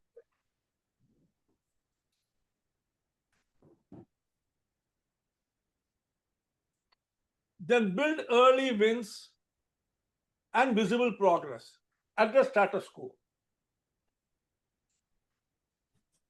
When you build early wins, what happens is the focus goes towards the wins. Reduce cognitive load. People avoid change when it feels mentally exhausting. So split it into small examples. Simplify the new process. Provide templates. Give behavioral clarity. Reinforce social proof. This is very important because it is very closely linked to loss aversion and dissonance. When people see peers succeeding under the new system and being valued, it rewires belief faster than a logic can. Show them how others have done it and succeeded in it. Finally, communicate purpose. This is very important because it addresses the deficit, meaning deficit. Communicate the purpose as an emotional glue. It addresses all the 3. A compelling purpose connects identity, meaning, and future in one narrative. How more you know this? Something is wrong here. Why it is not moving? How motivational hurdles form? Number one, it forms when there is a lack of emotional connection. When strategy is communicated only through facts, charts, and targets, it appeals to the head but not to the heart. Remember one thing, anything which does not appeal to the heart, anything which does not form a picture in the mind will not be accepted. Second, perceived unfairness or inequity. When there is a perceived unfairness or inequity, if people believe the burden or benefit of a change are unevenly distributed, then it is going to create an emotional, a motivational deficit. Which motivational theory it addresses?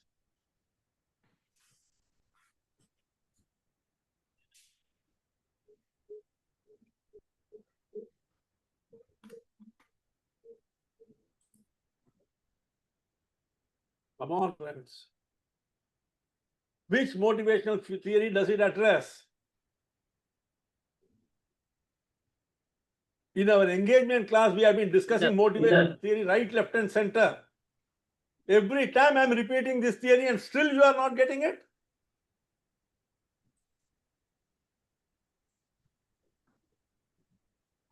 That means none of you are trying to implement it in your office or your team. That's very obvious.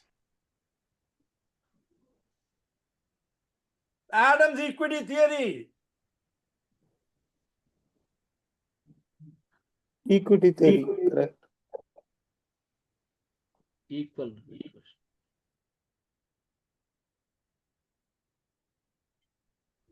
Perceived unfairness or inequity. If people believe that the burden of the benefits are being unevenly distributed, there will be no motivation to do it, isn't it? Number three, fear of loss, status, control, or competence. Strategic change often threatens established comfort zones. Senior managers fear loss of authority, skilled workers fear redundancy, team fear exposure of inefficiency. All these fears you will have to remove. This is one of the reasons, why when people are called for a training, you should know how to handle the training program in such a way that the hierarchy is maintained. How can you do it? Tell me.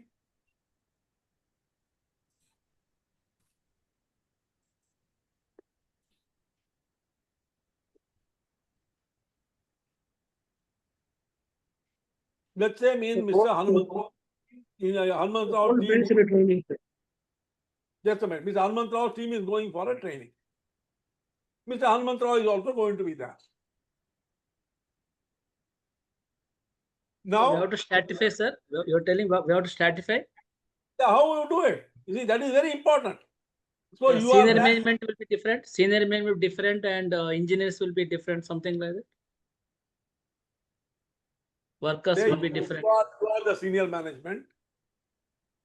You are the senior most. Then you have got 4 of your managers, and then around 10 office people. All of you are going for AI training. What will you do? For AI, what we have done now, sir? AI first we have taken the top management, directors, GMs we called for the AI first batch. Second, we started for the senior management, means AGM and below, something like that. We have done the like that training to implement any new system. Very big company, they do like that. But suppose the company is small, how will you do it?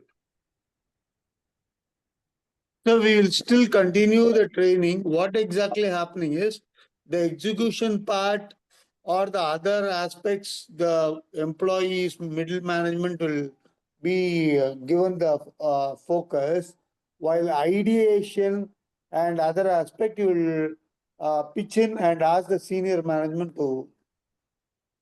Cross-functional team. No idea. Cross-functional. How will you do it? Very simple. So Hanumantrao is the topmost manager in that team, in that training session. He has got 4 people, and under them there are another 10 people, subordinates are there. What he will do? Divide that 10 into 4 teams. Make the 4 managers responsible for each of the team. Tell them to coordinate with them and explain to them whatever they have difficulty in the training program. And he will supervise the 4 and ensure that they are doing their helping work correctly. Strategic form. Stratified not totally. Now that all of them are learning the same thing. The 10 are also learning the same thing. Now the 4 who are going to help the 10 will have to learn it better, otherwise they cannot help. So they will be even more focused on it. And by he himself helping the 4, he is ensuring that all the strata is created exactly as the hierarchy exists in the company. And there is no loss of status. And everyone has a different load of learning on them. So the motivation is maintained. Are you getting my point? Use your creativity, because you see, that is the reason why understanding these philosophies and these principles is very important. Converting theory into action is where the key to success lies. All of them have to learn the same thing. So after, let us say, a simple thing has been discussed. There is a tea break. Each team lead calls his team. They all have a tea together. And during that period, the team lead asks each one of them what they understood. If any clarification is required, maybe he gives, or he asks another person from the team who has understood better to give it. In the process, all of them revise what has been taught. They also learn. And then at the end of the day, the 4 managers come and report to Mr. Hanumantrao, said this is what today they have learned and this is how they have learned. And now all of us are totally in sync with what the company wants us to understand by AI. So you see the reporting format, the escalation ladder has been created. The identity threat has been successfully addressed. Any questions? Is it clear? Can you do it next time you have a departmental meeting? Sure, sir. So you sit with them. There is no problem. All of you learn the same thing. Still, the identity you maintain.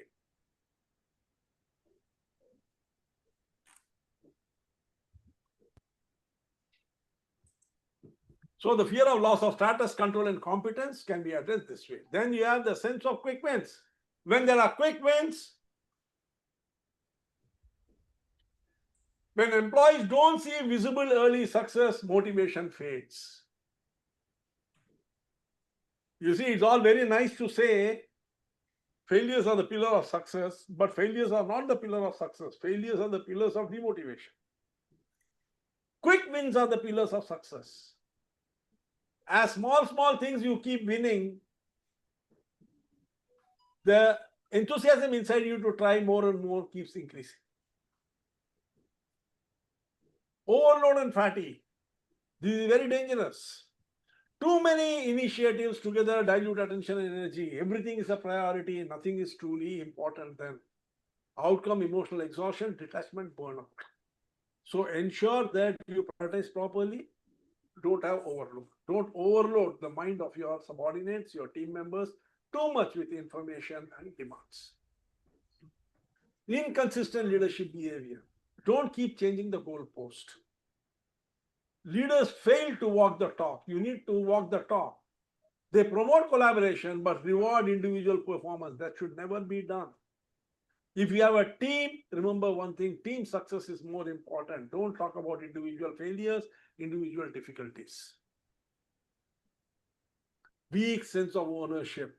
Employees feel strategy is management's baby. Their input is never sought. So ensure that you take the input from everybody and then understand and create that. strategy which is required to be implemented. How motivational hurdles are formed? Number one, top-down strategy design. When everything is decided in the top and then given down without any explanation, then that you will all have a problem. When management strategy is crafted by senior management in isolation, employees feel excluded. Weak communication strategy is communicated as a list of goals, KPIs, or initiatives. It doesn't resonate. What you can't see, you will not be able to appreciate. If I tell a flower, did any picture come in your mind? A rose, did a picture come? Yes. This is what is meant by appealing to the heart. When many people say appeal to the heart, not to the mind. This is how you appeal to the heart. When you say something and a picture appears in the mind, it is appealing to the heart. Remember that always. For instance, saying that I am giving you 5,000 rupees increment, no picture is coming. The increment will ensure that you open a 5,000 rupees FD, which you can present to your wife on her birthday. Thak, a picture of a FD will appear with the 5,000 rupees. So you see, always try to create a picture.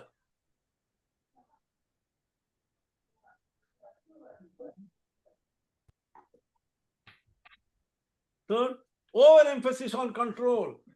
When leaders micromanage instead of empowering, motivation turns into a compliance. Then there is no motivation, there is only compliance, there is no commitment.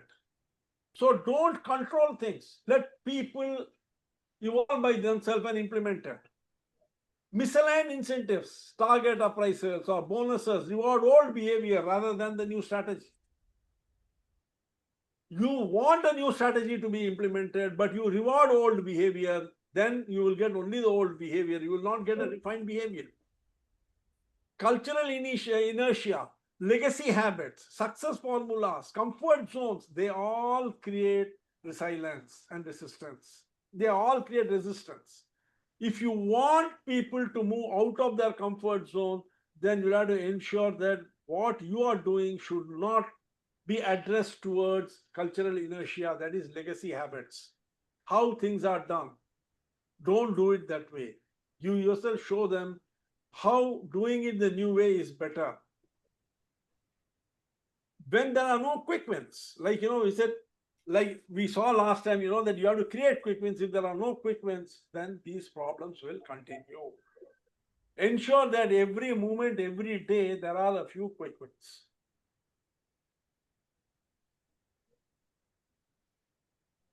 Do you want a 5-minute break? I know it is already time, 2 hours of, but because it's still a bit of left, we don't want to carry it into another day. So should we have a 5-minute break? Yes. 5 minute break we'll have. Whoever wants to break can break. If anyone has any question in the meantime, you can ask me.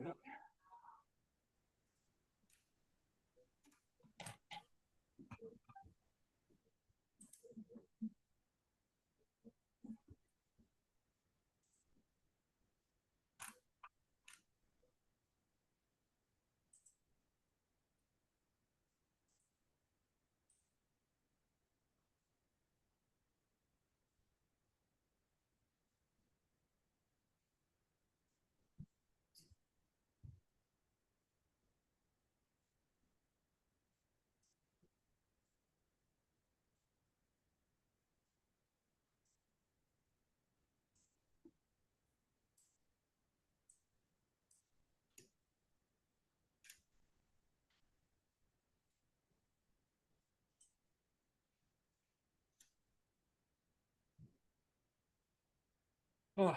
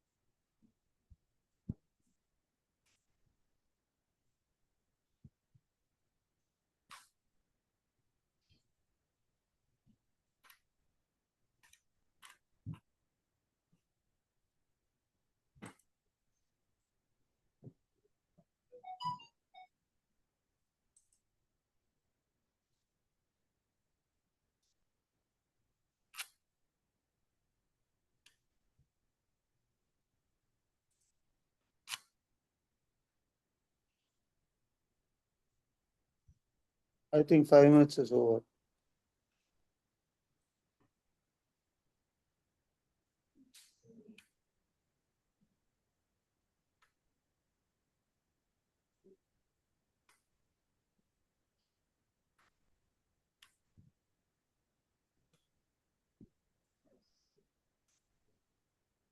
Yeah, has everyone come back? Everyone are there, sir.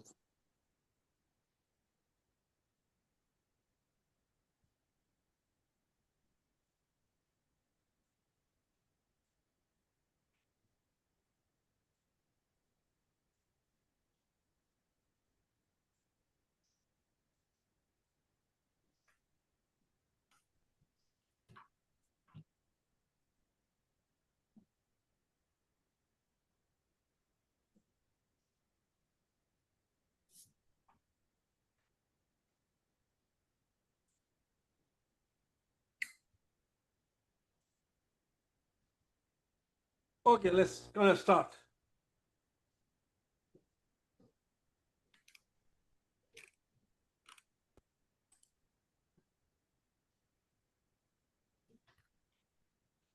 How do you recognize motivational hurdles?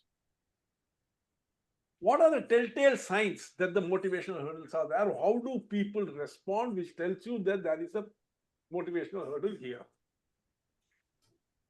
People say yes, yes, but they don't do. Yes, that is one of the ways. The meaning gap, the cognitive dissonance. People nod in the meeting, but later say, I'm still not clear what this really means for us. They're not, but when you poke them further, dig deeper, they tell you that they are not very sure what it means. Teams keep referring to old metrics or priorities. You have already presented the new thing, but after that also they continue to discuss the old metrics and old priorities. You hear, we have seen initiatives like this before.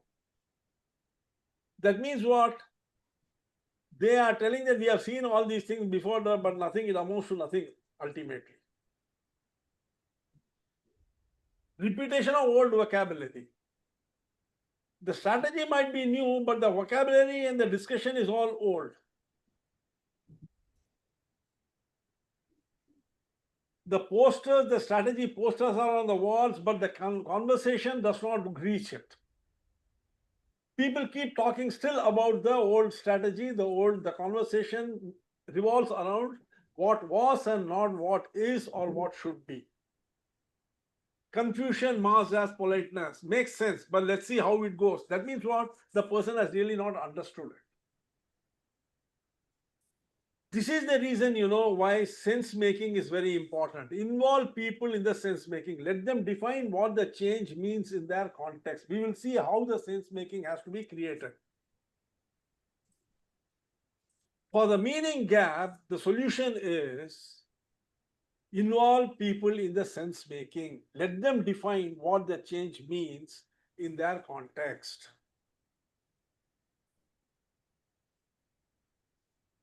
Okay. Now let us take up the second one, the identity threat. This is because of cognitive dissonance. This change threatens who I am or what I am good at. How will this who I am or what I am good at, how will it appear? This is how it appears. Defensive humor. So now we are all going to become IT people, huh? Now we are all going to become scientists. That means what? He is telling this jokingly, but what he means that his identity is threatened. So you see, supposing Hanumantrao sir, in his department suddenly says, now, from a scientist, I'm going to become a management expert. It's a joke, but what is he really telling? He's telling, Baba, let me remain a scientist, don't make me a management expert. My job is science. That means his identity is being threatened, and this is not a good thing. This is a motivational hurdle. appears to be a joke. Whenever you hear such a joke, please understand that there is a motivational hurdle which has raised its head. Senior experts disengage quietly, younger ones over-explain to stay relevant. Why senior experts are disengaging quietly? They feel, this is not my area, pa. If I open my mouth, I will get caught. And why juniors over-engage more? Because at the back of my mind, they are thinking, they don't understand, yeah, let me explain it in greater detail. So you see, now serious identity threat has started. Have you seen this happening in training programs? Or have you seen one of your younger, more qualified subordinates come and try to explain in great detail to you? Yes, yes.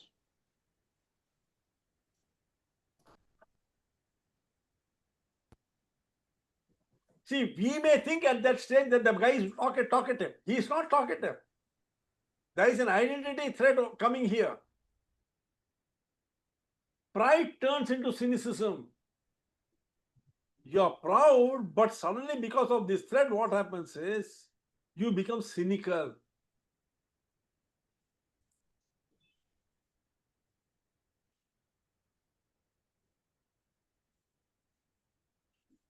Decline in contribution from veterans. Veterans start declining their contribution. Then there is always subtle comparisons. In the old days, we used to do like this, as though, they are telling a story. Or how they used to, Goswami sir comes and tells, in the old days, we used to do like this, like that. It may sound like a story, but what really is the problem is Goswami sir is going through a identity threat. He wants to make himself relevant. He feels For inertia? he feels that the new is overtaking him. Sorry, Goswami sir, I'm not telling you as a person. I'm telling normally when there is a nostalgic story, हमारे समय में ऐसे होता था. Why the hell do you have to say तुम्हारे समय में ऐसे होता था? क्योंकि आज Right, वैसे right. ना, Correct, correct, correct. आज वैसे नहीं हो रहा है, इसीलिए ना बोल रहे हो हमारे समय में ऐसे होता था. उसको छोड़ो, तुम्हारा समय गया. अभी की बात, समय की बात करो. And when this happens, this हमारे समय में ऐसे होता था will ensure that आज जो हो रहा है वो आप नहीं करोगे. Because a motivational hurdle has appeared.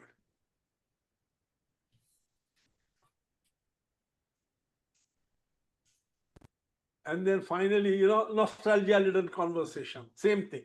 In our old days, we used to do like this, like that, and then you talk, ek baar aise hua tha, this had happened, that had happened. You go into a nostalgic ride into the past. Arun sir, Or, Arun sir, yeah, Manmantra here. yeah. Sir, mostly that identity threat is mostly I've seen in the senior management, maybe more. Any change, more than subordinates, sir. We are old people constantly suffering from insecurity because new things coming, youngsters coming. Yeah. Things have changed. See, if I were when I was a junior manager or an executive or in the middle level, what I used to do is not what people do now. If I keep on thinking in my time, we used to note down in a piece of paper what we have to do every day. Today, there are so many things by which you can prioritize how you have to. Yeah, digitally connected. Now, see, even now, if I take a paper out of my pocket and see 9:30 what I have to do, that means what I am living in the dinosaur world.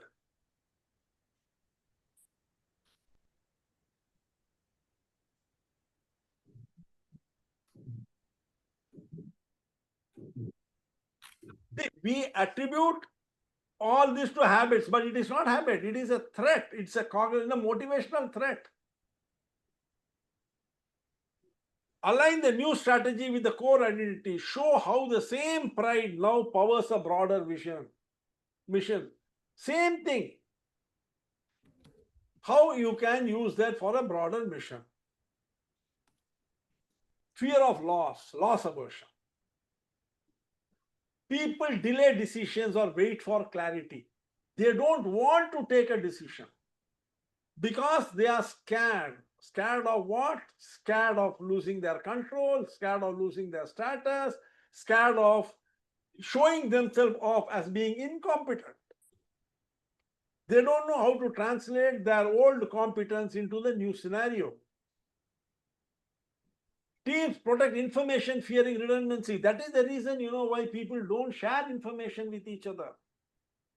And what do they say? They will take credit for it. Which is more important, result or credit? The more you are in a position to contribute to corporate growth and performance, the more people will come towards you. You want people to come without giving anything. How will that happen? Third, a sudden spike in what about questions. What if it is like this? What about this? What about that? All these what abouts are expression of aversion. You don't want to give up on what you have. Remember one thing, if you are standing in a particular spot, if you want to take a step forward, you'll have to leave that spot behind and go. You can't carry that spot with you. Unless you lose something, you will not gain something. If you are scared of losing, you will not be able to do anything which will bring you gain. Defensive discussion about role. Then what is my role in this? Then what is my role in that? All these things, defensive discussion about roles are a sign of loss aversion. What your role is, who knows it better than you? No one knows it better than you, isn't it? In the new strategy, if you are a part of the team, do you mean to tell me you are part of a team in the new strategy without having a role to play in it? When you are asking someone else about what your role is, that means what? You really do not know how to move across the grid from your present position to the new desired position.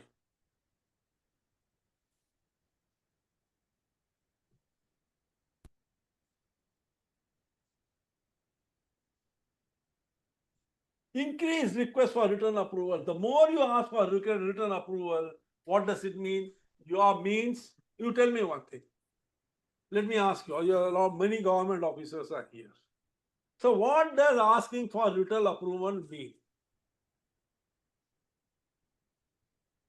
I am not blamed. That means you have already presupposed that it is not going to work. And you are looking for a scapegoat at that stage. Sir, I did this because he told me. You already decided it's not going to work. The motivational hurdle has already come in. You're not going to put your best foot forward.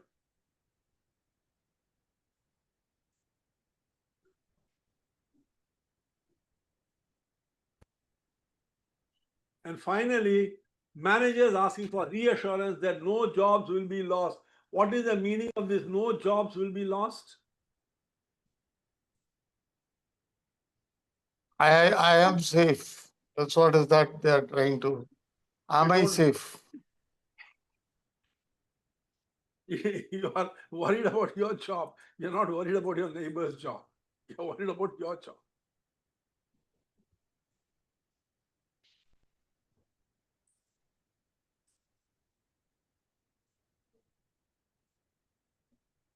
Frame the transition as gain with continuity. Show what endures even as things evolve. Because you see, when things evolve, something will be enduring. You will be building only on something else. So show that. What is it you are building on? And how people have contributed to what it is that they are building on. You can always start a discussion on strategy change, on a new strategy, by telling, look, till today we have done this and this is what we have gained from it. Now to take it forward, There are a few things we are adding and a few things we are subtracting from what we have been doing, what you have been doing. So you see, when you bring the old into the new and show the additions and subtractions of the new, people feel comfortable because there is a part of the old also in this new, and that part contains you. Then when you are shown how you should implement the balance, you feel much more comfortable, much more confident in implementing it. But people don't do that. They simply come, start talking statistics, how many companies have done this, why it is necessary, what we will get when we do this. You turn everything into what you will get, what the company will get, giving no importance whatsoever to the person who is going to bring it to you.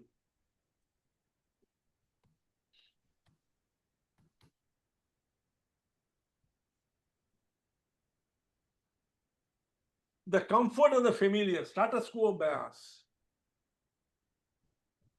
Constant reference to let's pilot it next quarter. You keep on postponing, procrastination. Why? Because you want to continue in the same place where you are comfortable. Unspoken hope that the initiative will fade away. Many a time, so many times this company has introduced new things, but ultimately only what we have been doing continues to be done. Excuse about timing or market readiness. This is a very, very common thing. People constantly keep making excuses. Is the timing right? Is the market ready for this? The timing is always right and the market is always ready for anything. Are you ready? That is the question. Frequent postponements. The reasons could be very simple and silly. You just want a reason to postpone something. Over analysis. We need more data before we move. You create an analysis fatigue. Keep, have we checked this? Have we checked that? Have we checked this? There's no end to that. All this, when you are doing this, please understand one thing. You are doing all these things to remain in the comfort of your comfort zone and stick to the status quo. That is why you are doing all these things. You are not doing it because you want to ensure that the strategy will not fail or there is a bulletproof strategy which is created. That is not the intention. The intention is just to remain in the place where you are. Lack of visible energy, even in kickoff meetings, people, just sit around. Build early wins and make progress visible. People believe in what they see working. So create situation where there are small wins every day.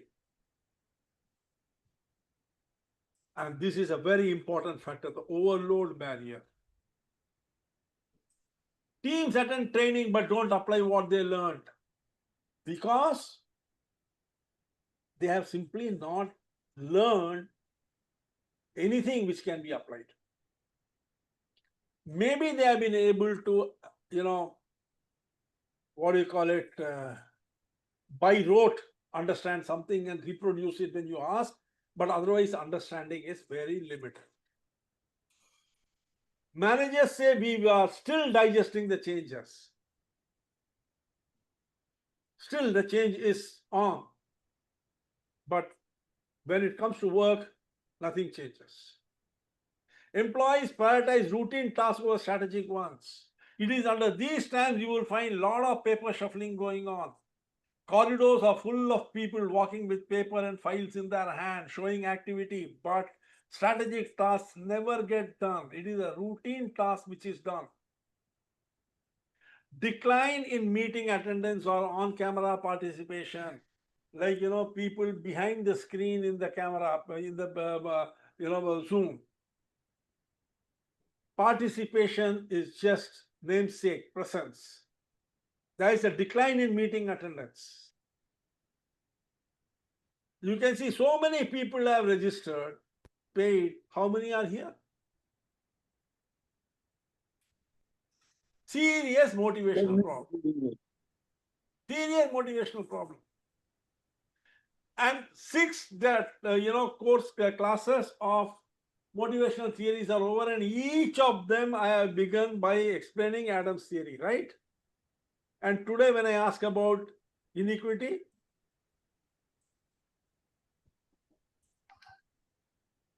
so what are you people collecting? Recording? So that you can say, I got this many recording with me. Who are you going to leave it to as legacy? Whoever you leave it to, please give your email ID to him, otherwise the poor fellow will not be able to access it. But when it comes to learning, nothing. That means what? You're not implementing it. Even if you implement 1% of it in your office, do you realize how much more beneficial it will be?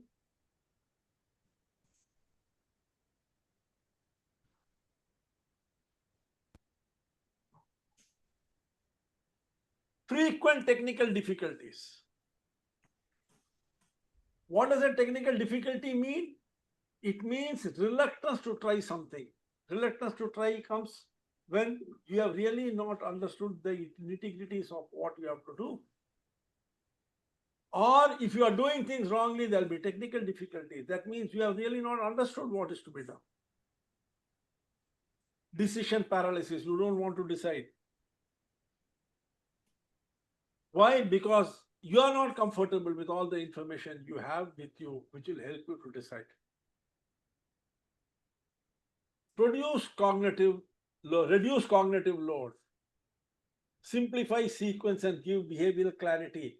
Always, whenever you are talking about something, give behavioral clarity. That means how you want it to be implemented.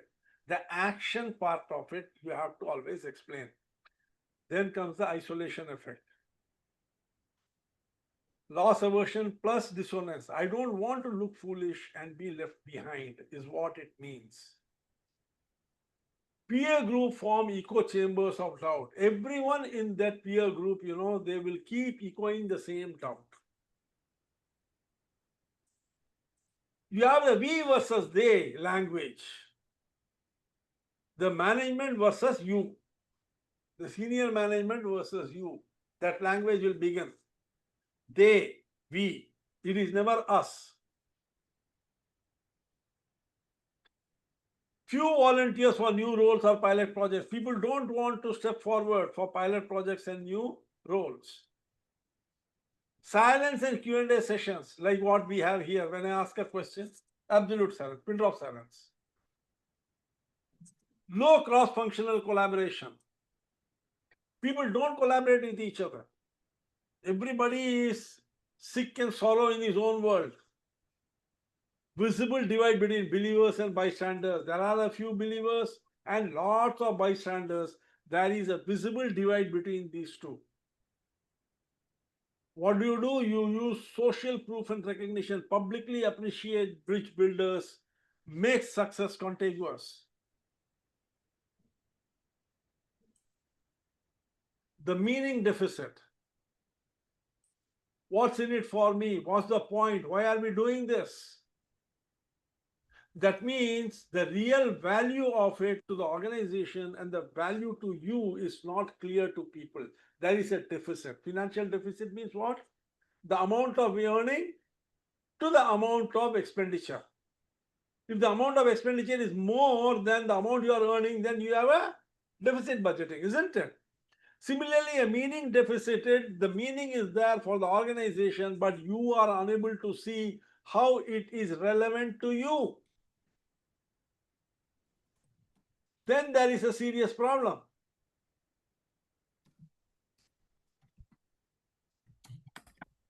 Strategy discussions are met with sarcasm and silence.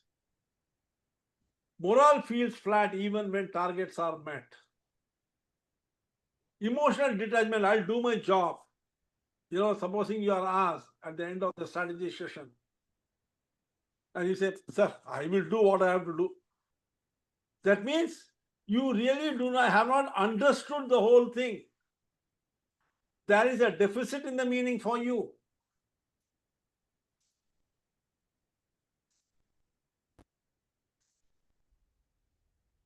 Minimal engagement in team meetings. You attend the meeting and sit quietly through. High attendance but low enthusiasm. People come, but the enthusiasm to participate is very low. Communicate purpose as an emotional group. Connect daily work to human impact, not just to corporate metrics.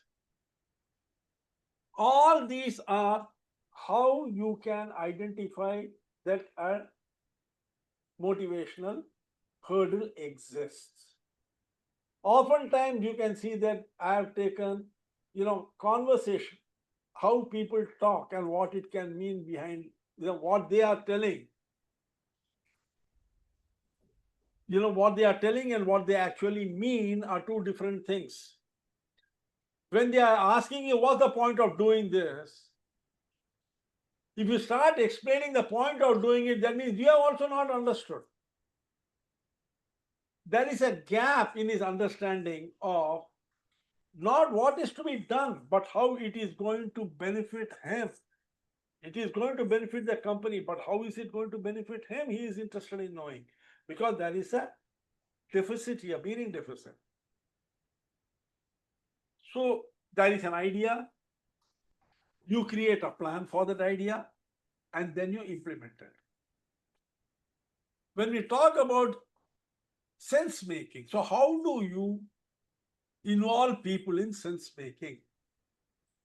I said that the first point is to ensure that cognitive dissonance is not there, there has to be sense making, correct? So how do you involve the people in the sense making?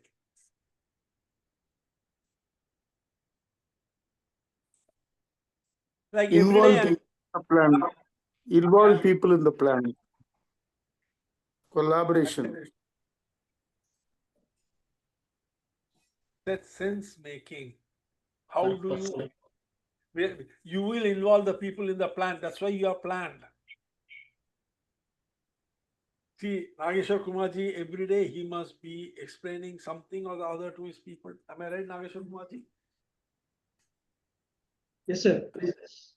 So how do you involve them in the sense making of what you are explaining?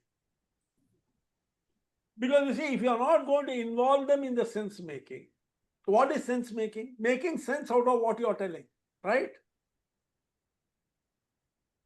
Yes, yes. You are telling something, a strategy is created for some particular reason. That is the goal which you want to achieve, whatever the goal may be. Okay. You call up your secretary, you have a, say, dinner meeting with a very important client. You are asking the secretary to do something, correct? How do you make sense making of that? How do you ensure that it makes sense to her, so that she will do it with full commitment and bring you the results that you want? That should be the outcome, isn't it? Yeah. The importance we need to. We have to inform the purpose of this. What is the Importance of benefit that. to him? Important significance. If you explain him, no, it will be recognized. Let's see. Now we are going to see how to involve people in the sense making. Host interpretation workshops, not just presentation. Ask, what does this change mean for our team, instead of here's the new plan. For instance, supposing you were to, like I said, let us take the example of you ask your secretary to book a hotel for dinner. You want to take an important client for dinner. What will you say? You'll call your secretary and say, book a table for two for dinner. Anil Goswami is coming. We are going to have dinner together. This is all you will say, na? Am I right? Or will you say something else? So generally, we say this, but what we can always say is, what is the significance of this dinner meeting and how it will help achieve the purpose? That is what is very important. That is host interpretation workshops. Teach your people, teach your managers how to interpret the change which they want their team members to bring. Because you see, we are trying to build people. By only your learning about it is not necessary. Host interpretation workshops, not presentation. We teach people how to present. We don't teach people how to interpret what we are presenting. What does this change mean for our team instead of here's the new plan? Second, invite team and ask employees to share stories of how the company's values have helped them handle change before. When they talk about how the company's values and systems have helped them handle change before, what are you doing? You are, in fact, very subtly and very covertly shifting them from resistance to acceptance.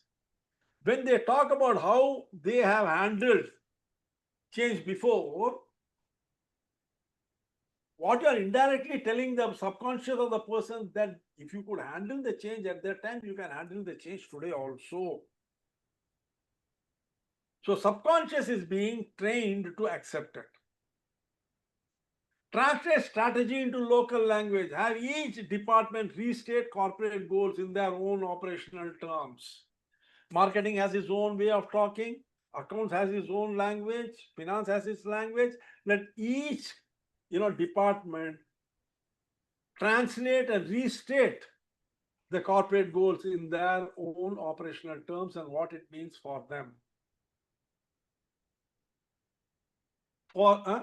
Ask reflective question. How does this align with what we have always stood for? That is very important. Every department, every individual, every company stands for something. Try to show them how what you are going to be doing is aligned with what the company and the department stands for.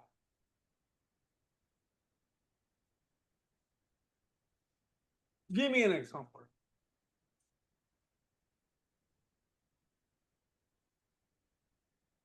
Yeah, example, if the marketing goal is there, sir, marketing department, sales is one target is 100 crores, that will be converted into the production targets. And if the quality department is there, we can put the KPI is a, what is the cost of poor quality, something like that. It's making. Don't talk about 100 crore target to the salespeople. Talk about per invoice value, how many customers are required. Divide that 100 crore by the invoice value, the number of customers who will be required to achieve that, and then explain to them that this 100 crores can easily be achieved by you if you were to get 20 customers. These 20 customers, 10 can be old customers, 10 can be new customers. These 10 new customers can come from these various segments. This is called sense making. What you are doing is you are making sense. When you show this, it is very easy. And for instance, you see, supposing there are budgetary constraints. Let us say the country is going through a recession and an economic crisis. There are budgetary constraints. You can call accounts department and tell them that because of these budgetary constraints, we are having to reduce our expenditure. Accounts department traditionally is a department which looks into the various excess expenditure which is done. So it should be very easy for you to be able to identify the various areas where we can bring about budgetary cuts. You see, you are making sense. This will ensure that accounts department will join very willingly. The same thing, you have to identify the sense making for each and every department, each and every site. This will ensure that the cognitive dissonance is addressed.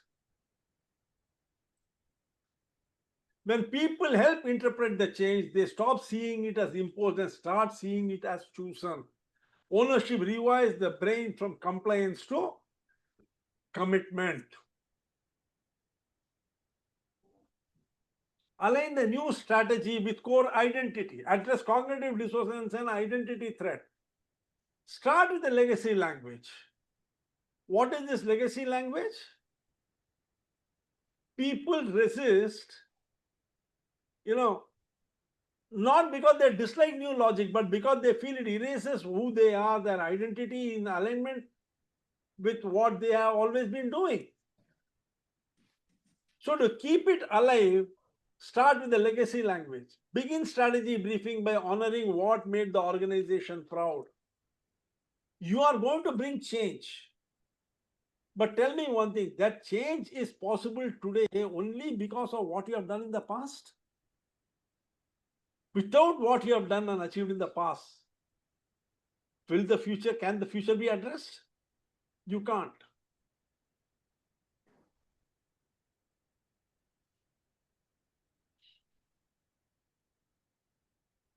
Find the bridge word like through, by, or so that. We will continue to deliver excellence through smarter systems. What do you mean when you say through smarter systems? It means those systems are already in place. You are already doing it.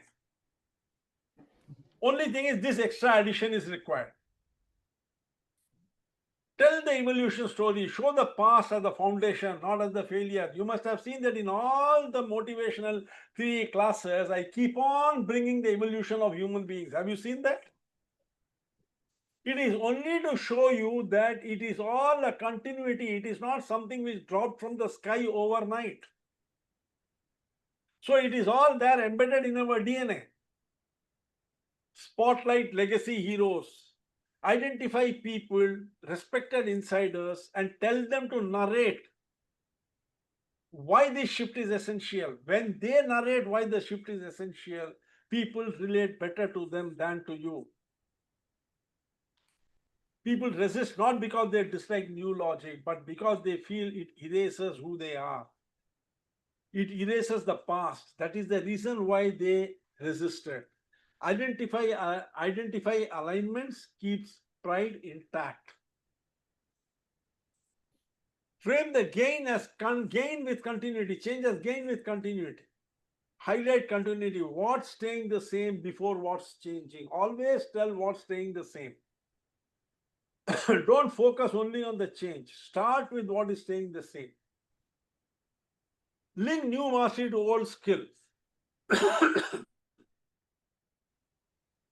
Let me give you an example.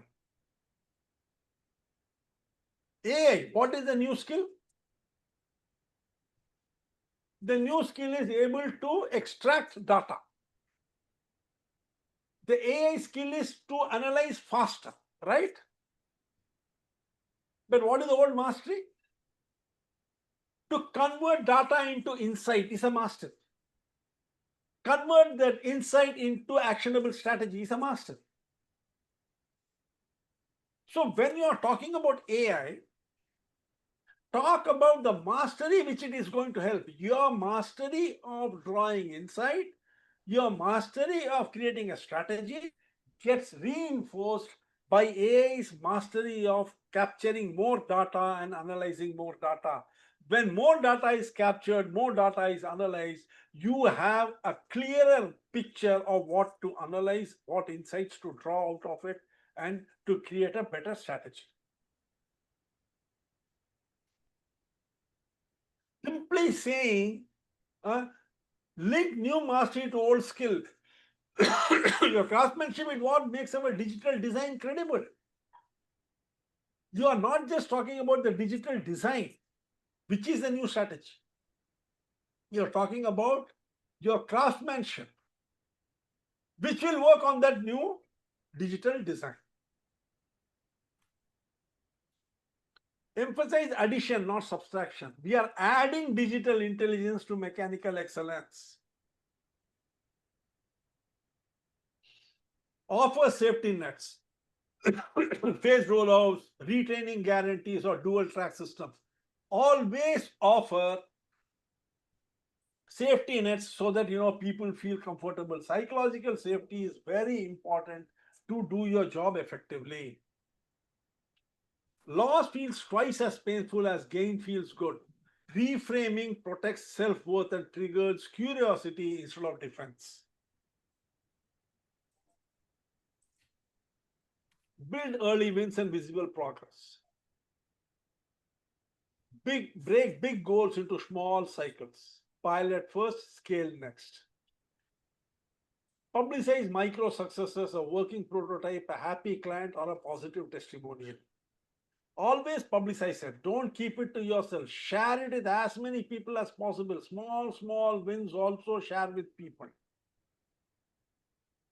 Create a win wall. This is one thing which all of you can do for each of your companies and departments and teams. Like the dashboard, the win wall is a very powerful tool to motivate people. A visible space for teams to post their progress and their achievements. Create a win wall in your department and make it compulsory for every employee to post at least one achievement in it per week. You are talking Kaizen, sir? Kaizen? Win wall. Kaizen. Win wall. Win wall is something like a dashboard. Where, let us What say, we are doing, sir?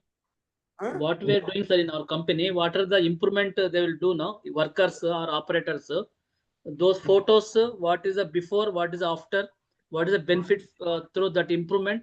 We're pasting in the one dashboard, like a near to the reception, their names and which are the best is there now. First, second, third prize will be given to those people who is have the best none of Kaizen. those things, no prizes, nothing. You have in your department, away from public glare, only for your people. Okay, only for you. Supposing, let us say, your department has got 10 people. Have a win wall. For those 10 people, at least one thing they have to write what they have done good. It could be small, big, and there is no question of this is first, this is second, no competition involved. Just sharing of information. Are you getting my point? If there is competition, then what will happen? People will start, putting frills and fancy trimmings to it to look good. No, but here it is only sharing the information. A win wall is something which allows you to share information of what you have done good. And that is on your basis. When you have first, second, third, someone is judging it. Yes, sir. Then that person becomes important. But here no one is judging it. Everybody is a winner. It is, see, a win wall, a visible space for teams to post progress. It could be anything. Progress, achievement, anything it could be. Celebrate effort, not perfection. The objective is to celebrate effort. This will ensure that people put in their best foot forward in everything.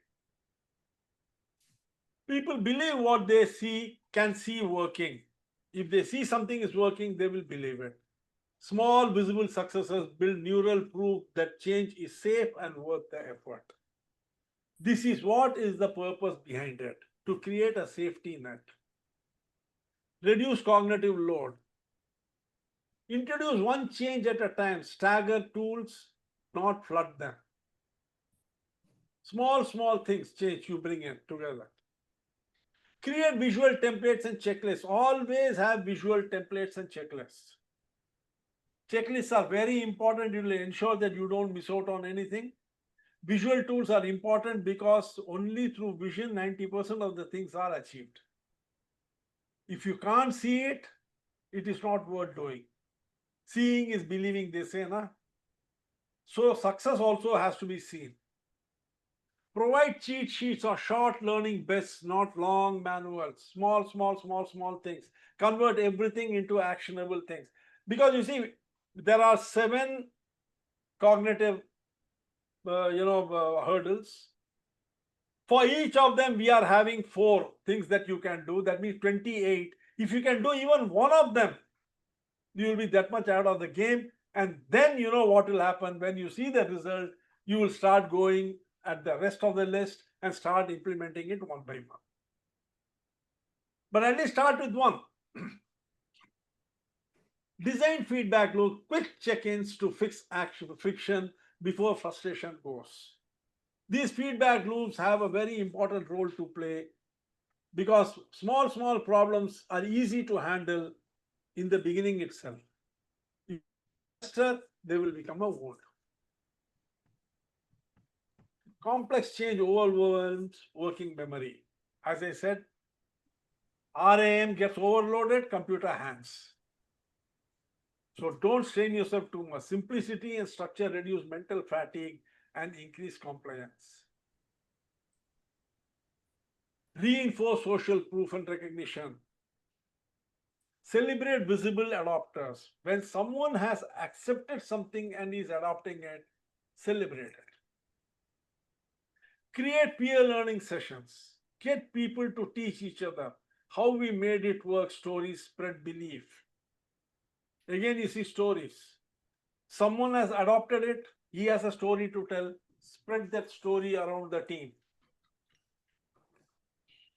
Promote role model, turn early success into symbols of a new culture. Show them how early successes can become a routine thing for the team. Reward collaboration, not just compliance. When people collaborate with each other, help each other, reward that. Humans learn faster from peers than from policy. Recognition turns fear of exclusion into desire for inclusion. When you recognize someone, that desire for inclusion, to be mentioned, to be called out positively, becomes a great motivator. It overcomes the fear of failure. Communicate purpose. This is a very important thing because it addresses all the 3: dissonance, loss aversion, and status quo bias. Connect change to human impact. We are not just making devices smarter, we are making human lives simpler. Say DRDO is not just making, it's not involved in innovation of defense systems. It is involved in the protection of the country, protection of the citizen, ensuring that they live a happy life. See, when it is turned like that, things change totally. That is the reason, why promos became a byword in the, in Indian society today. Why? Because it showed them how it is protecting them. Who does not know S-400 today? The Russian missile system. Everyone knows. Why? Because it prevented, the enemy aerial bombs and flights and missiles from entering and creating havoc in our country.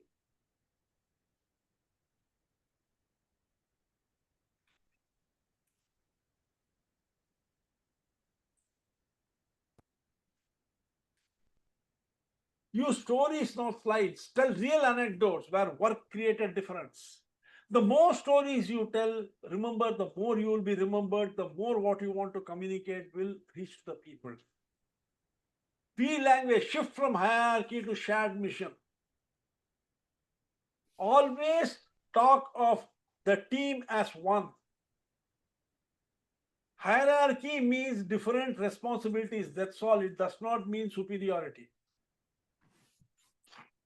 Revisit purpose regularly. Keep revisiting the purpose. The more you revisit the purpose, the more it will get ingrained and the more the motivational hurdles will be overcome. Purpose unites mind, logic, heart, emotion, spirit, identity. It transforms struggle into significance and risk into pride. That is the power of purpose. It unites the mind, which is the logic, heart, which is the emotion, and spirit, which is the identity. All these 3 can be united by communicating the purpose. Struggle becomes significance, risk becomes a matter of pride. Motivation hurdles are not signs of disobedience. They are signs of unmet psychological needs. When you address these needs systematically, meaning, identity, continuity, belonging and purpose, you don't just implement strategy, you ignite belief. The I can't do it gets converted into I can do it. Thank you, friends. I think we overshot the program of 2 hours into 3 hours. I'm sorry. Goswami said, you can wake up now. No, अभी भी नहीं wake up करेंगे. Sir, 2 slides before, last but one slide.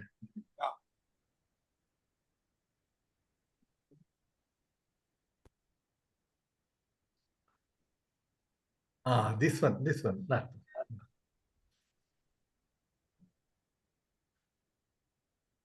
But how does the senior manager understand this, sir? There should be somebody. There should be somebody to make them or drive them through and through, sir, or advise them. That is what we are doing here. Na? Now you go and do it to your managers. The next one, sir. Next one to that. Next one to that. Which one? After this slide.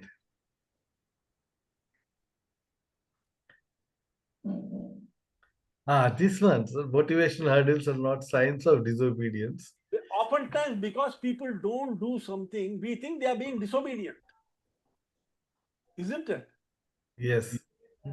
It is not a question of disobedience. It is there are psychological needs which are not being met.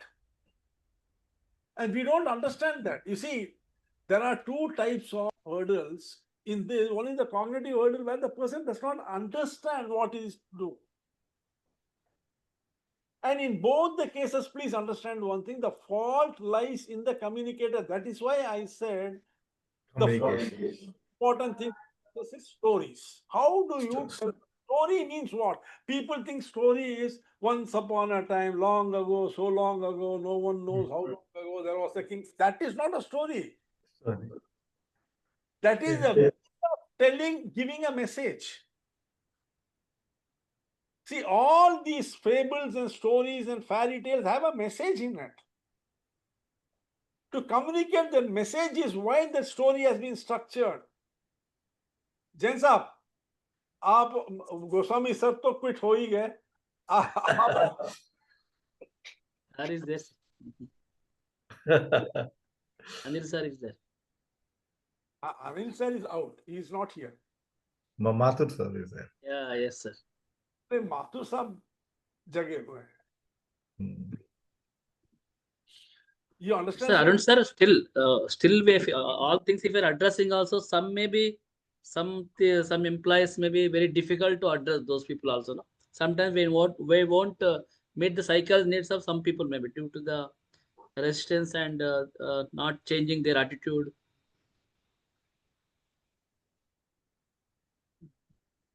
Sometimes it will happen, no, sir. Are metal solid?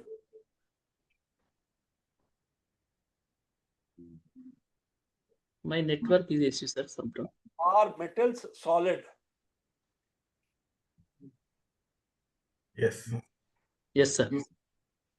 What about mercury? Dangerous. It is a liquid, isn't it? The liquid. So should we change the rule that all metal is solid, or say that mercury is a liquid is the exception which proves the rule that all metals are solid? Yeah. So you see, there will be exceptions always, but we are not talking about exceptions. We are talking in general. Average. Overall. The company, 10 of them are so adamant they will not change. So what do? Ignore the balance 990. You can't do that, na? See, we are talking about fundamental principles of how motivational hurdles are created. Now we can see when we go through these in detail, then the creation of motivational hurdles is very, very, very, very easy, and we are responsible for it.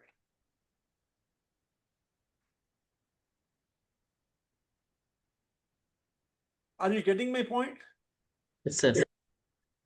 When we are responsible for it, who should correct it? We should correct, sir. We should correct. Who is having a motivational hurdle, he should correct. We should correct it. We are only creating it. The purpose of all these classes is to understand what's happening. Now you can attend the class and leave it just like that and not go back to it. Then what will happen? After every class where I'm in motivational, I'm talking about is still, you can't remember Adam's equity. Who is the loser because of this? Tell me. We only, sir. Then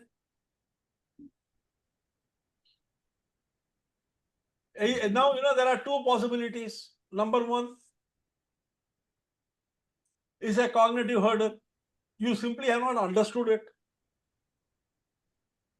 No, we understood the theories. Theories we understood, sir. Only thing is we have to recap. Motivational Adam hurdle, says Skinner theory, there are all. not implementing it. Now that could be a motivational hurdle. Either you are having a cognitive hurdle of not knowing how to implement it, or you are having a motivational hurdle that, okay, I understand this theory, but fine, let's continue doing things the way we were always doing. Otherwise, it won't work out our company, my company, like that, something like the thought maybe. That is a motivational hurdle. Now you are creating an excuse for it. Yeah, yes. No, just I'm telling, sir. To implement it, then it doesn't work, and you come back to me and tell Mr. Subramanian, this is what you told. I implemented it like this, but it is not No, working. just I'm assuming, sir. I'm not telling it will be, it can be implemented, but people will think like that. It cannot be in my cup of tea. This one. That is again, like this is status quo bias. Yeah, What you are same. trying to tell is, by telling this, I want to ensure that I maintain doing things the way I always used to do. Why? Yes. Because you have a certain expertise. The context is the organization. Your position is the authority which you have. In that context, with your expertise, exercising the authority the way you have always done, it has worked, so you don't want to change it. Even when you come here, pay me, listen to it, accept what I'm telling you, still go back and do the same thing because you don't want to change. This is what is a powerful example of status quo bias. Now you understood? Who can handle this properly? Tell me. Only you can handle it. No one else can handle it for you. See, today you might be a departmental head, but if you change and implement, tomorrow you will become. You have to decide whether you want to be a departmental head or you want to become the CEO. If you want to become CEO, take the chance, do it. Yes. Otherwise, you can continue being departmental head. Status The quo. advantage is you will be a satisfied departmental head because I know so much. So the knowledge will increase. Your identity, self-identity will increase. You will become more happy, but remain in the same position. Same person. No use, sir. That one. No use. It is of use. It makes you happy. Yeah. In your own mind, you are very happy. I know. Sir, when the knowledge is not applied, no, sir, it may be not that much useful. Also, people will general way. It is no.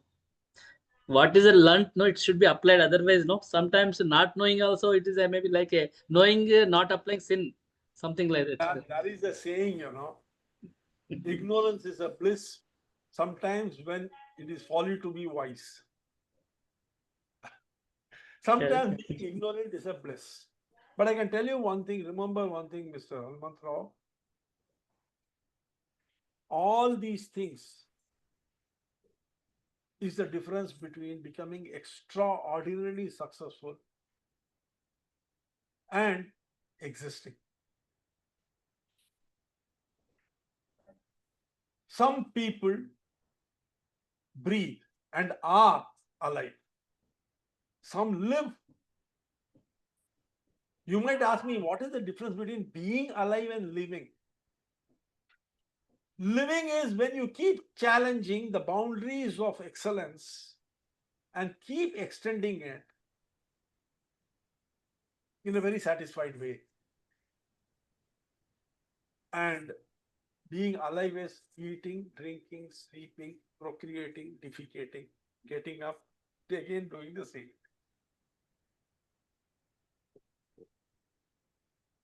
So you have to decide what you want. No one else can decide that for you.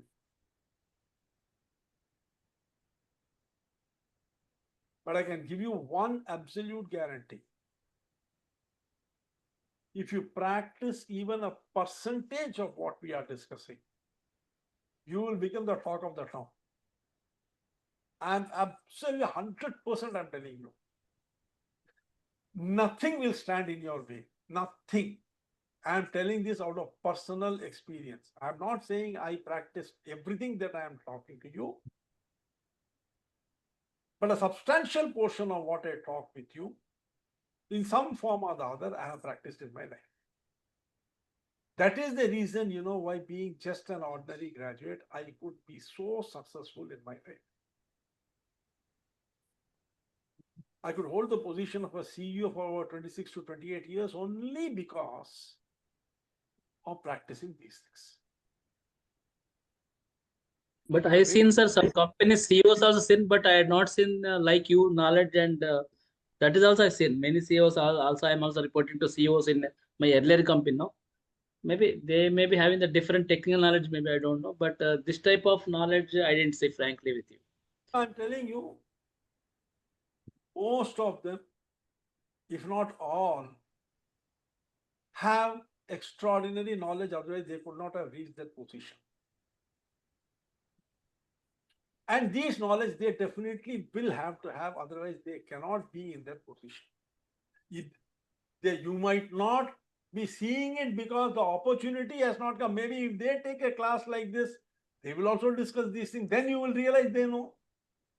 I'm not talking about class, sir, but when they're applying the theorems, what you told, any project they start, these how to what is the flow down that project to the stakeholders, how to identify the hurdles, that type of it. They mentally they may be doing. I'll agree with you, but when we see the results, results are not in a different way. Some project will start and it will go again to the cold storage, something like that. I'm telling. So that's what I'm reading. I fully agree with you. You see, one of the reasons why every company doesn't become an Apple or a Google, or every consultancy doesn't become a, what do you call it, McKinsey's or a Boston Consulting Group or a Bain's, is because the leadership is not like that. And education is about broadening horizon. But the thing is, we need to try and implement it. That is very important. Even in small ways in our family, we can implement it. Tomorrow, when we discuss with our son, our wife, or our brothers and your friends, we can try to implement this, what we have understood, try to explain it to them in the same way.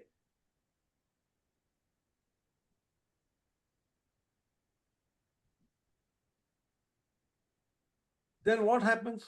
You contribute to their well-being.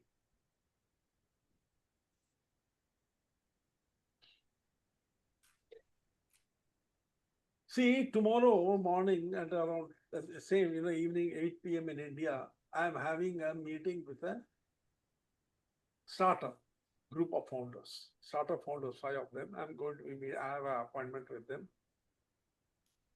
For the last 4 days, they have been sending me information, sir, what if you do this, we will discuss this, we will discuss this, we'll discuss this.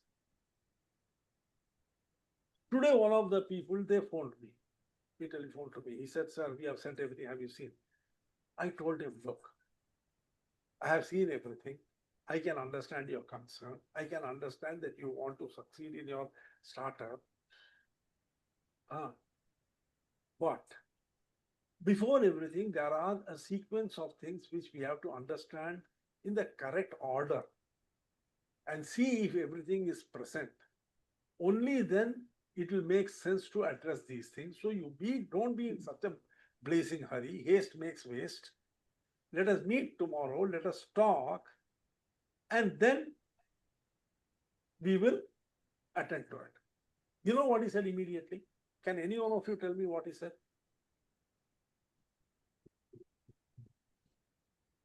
Thank you. Can any one of you tell me what he said? Okay, sir. You'll see. ये कहा. No agenda, sir.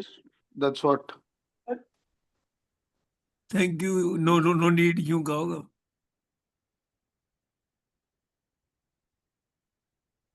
हाँ योगेश जी क्या बोले होंगे वो? When I said this, he said something. We had hired you for this only. He said, "Sir, we will pay you whatever you want, but you please do these things." See, he is under the impression, he was thinking that I am not responding because the payment does not come to me. What he does not understand is you are talking about delivery of a child, but first get the bloody groom and the bride married, damn it. There are so many things which we have to check before you can take a decision. Huh? I can tell him, well, you send me 20 questions, I can answer those 20. How will that help you?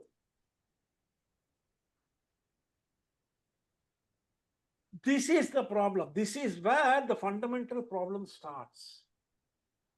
So I explained to him that it is not a question of money. I explained what are the things which are necessary, why we have to go in a sequential manner.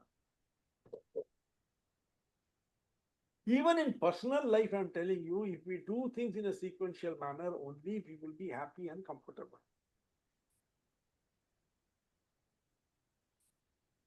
Okay, fine. So 29th, we are meeting for the next motivational theory class. For goodness sake, at least read once what we have discussed till now. You know, there is this story ki raat भर जग के रामायण सुने.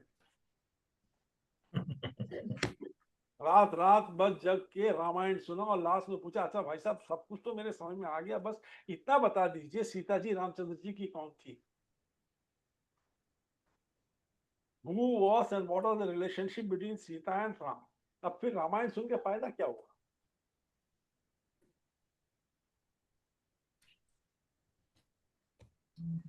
So go through what we have discussed in the earlier motivational theories. Have any one of you tried to implement it in your life? Good morning, Anil Saab.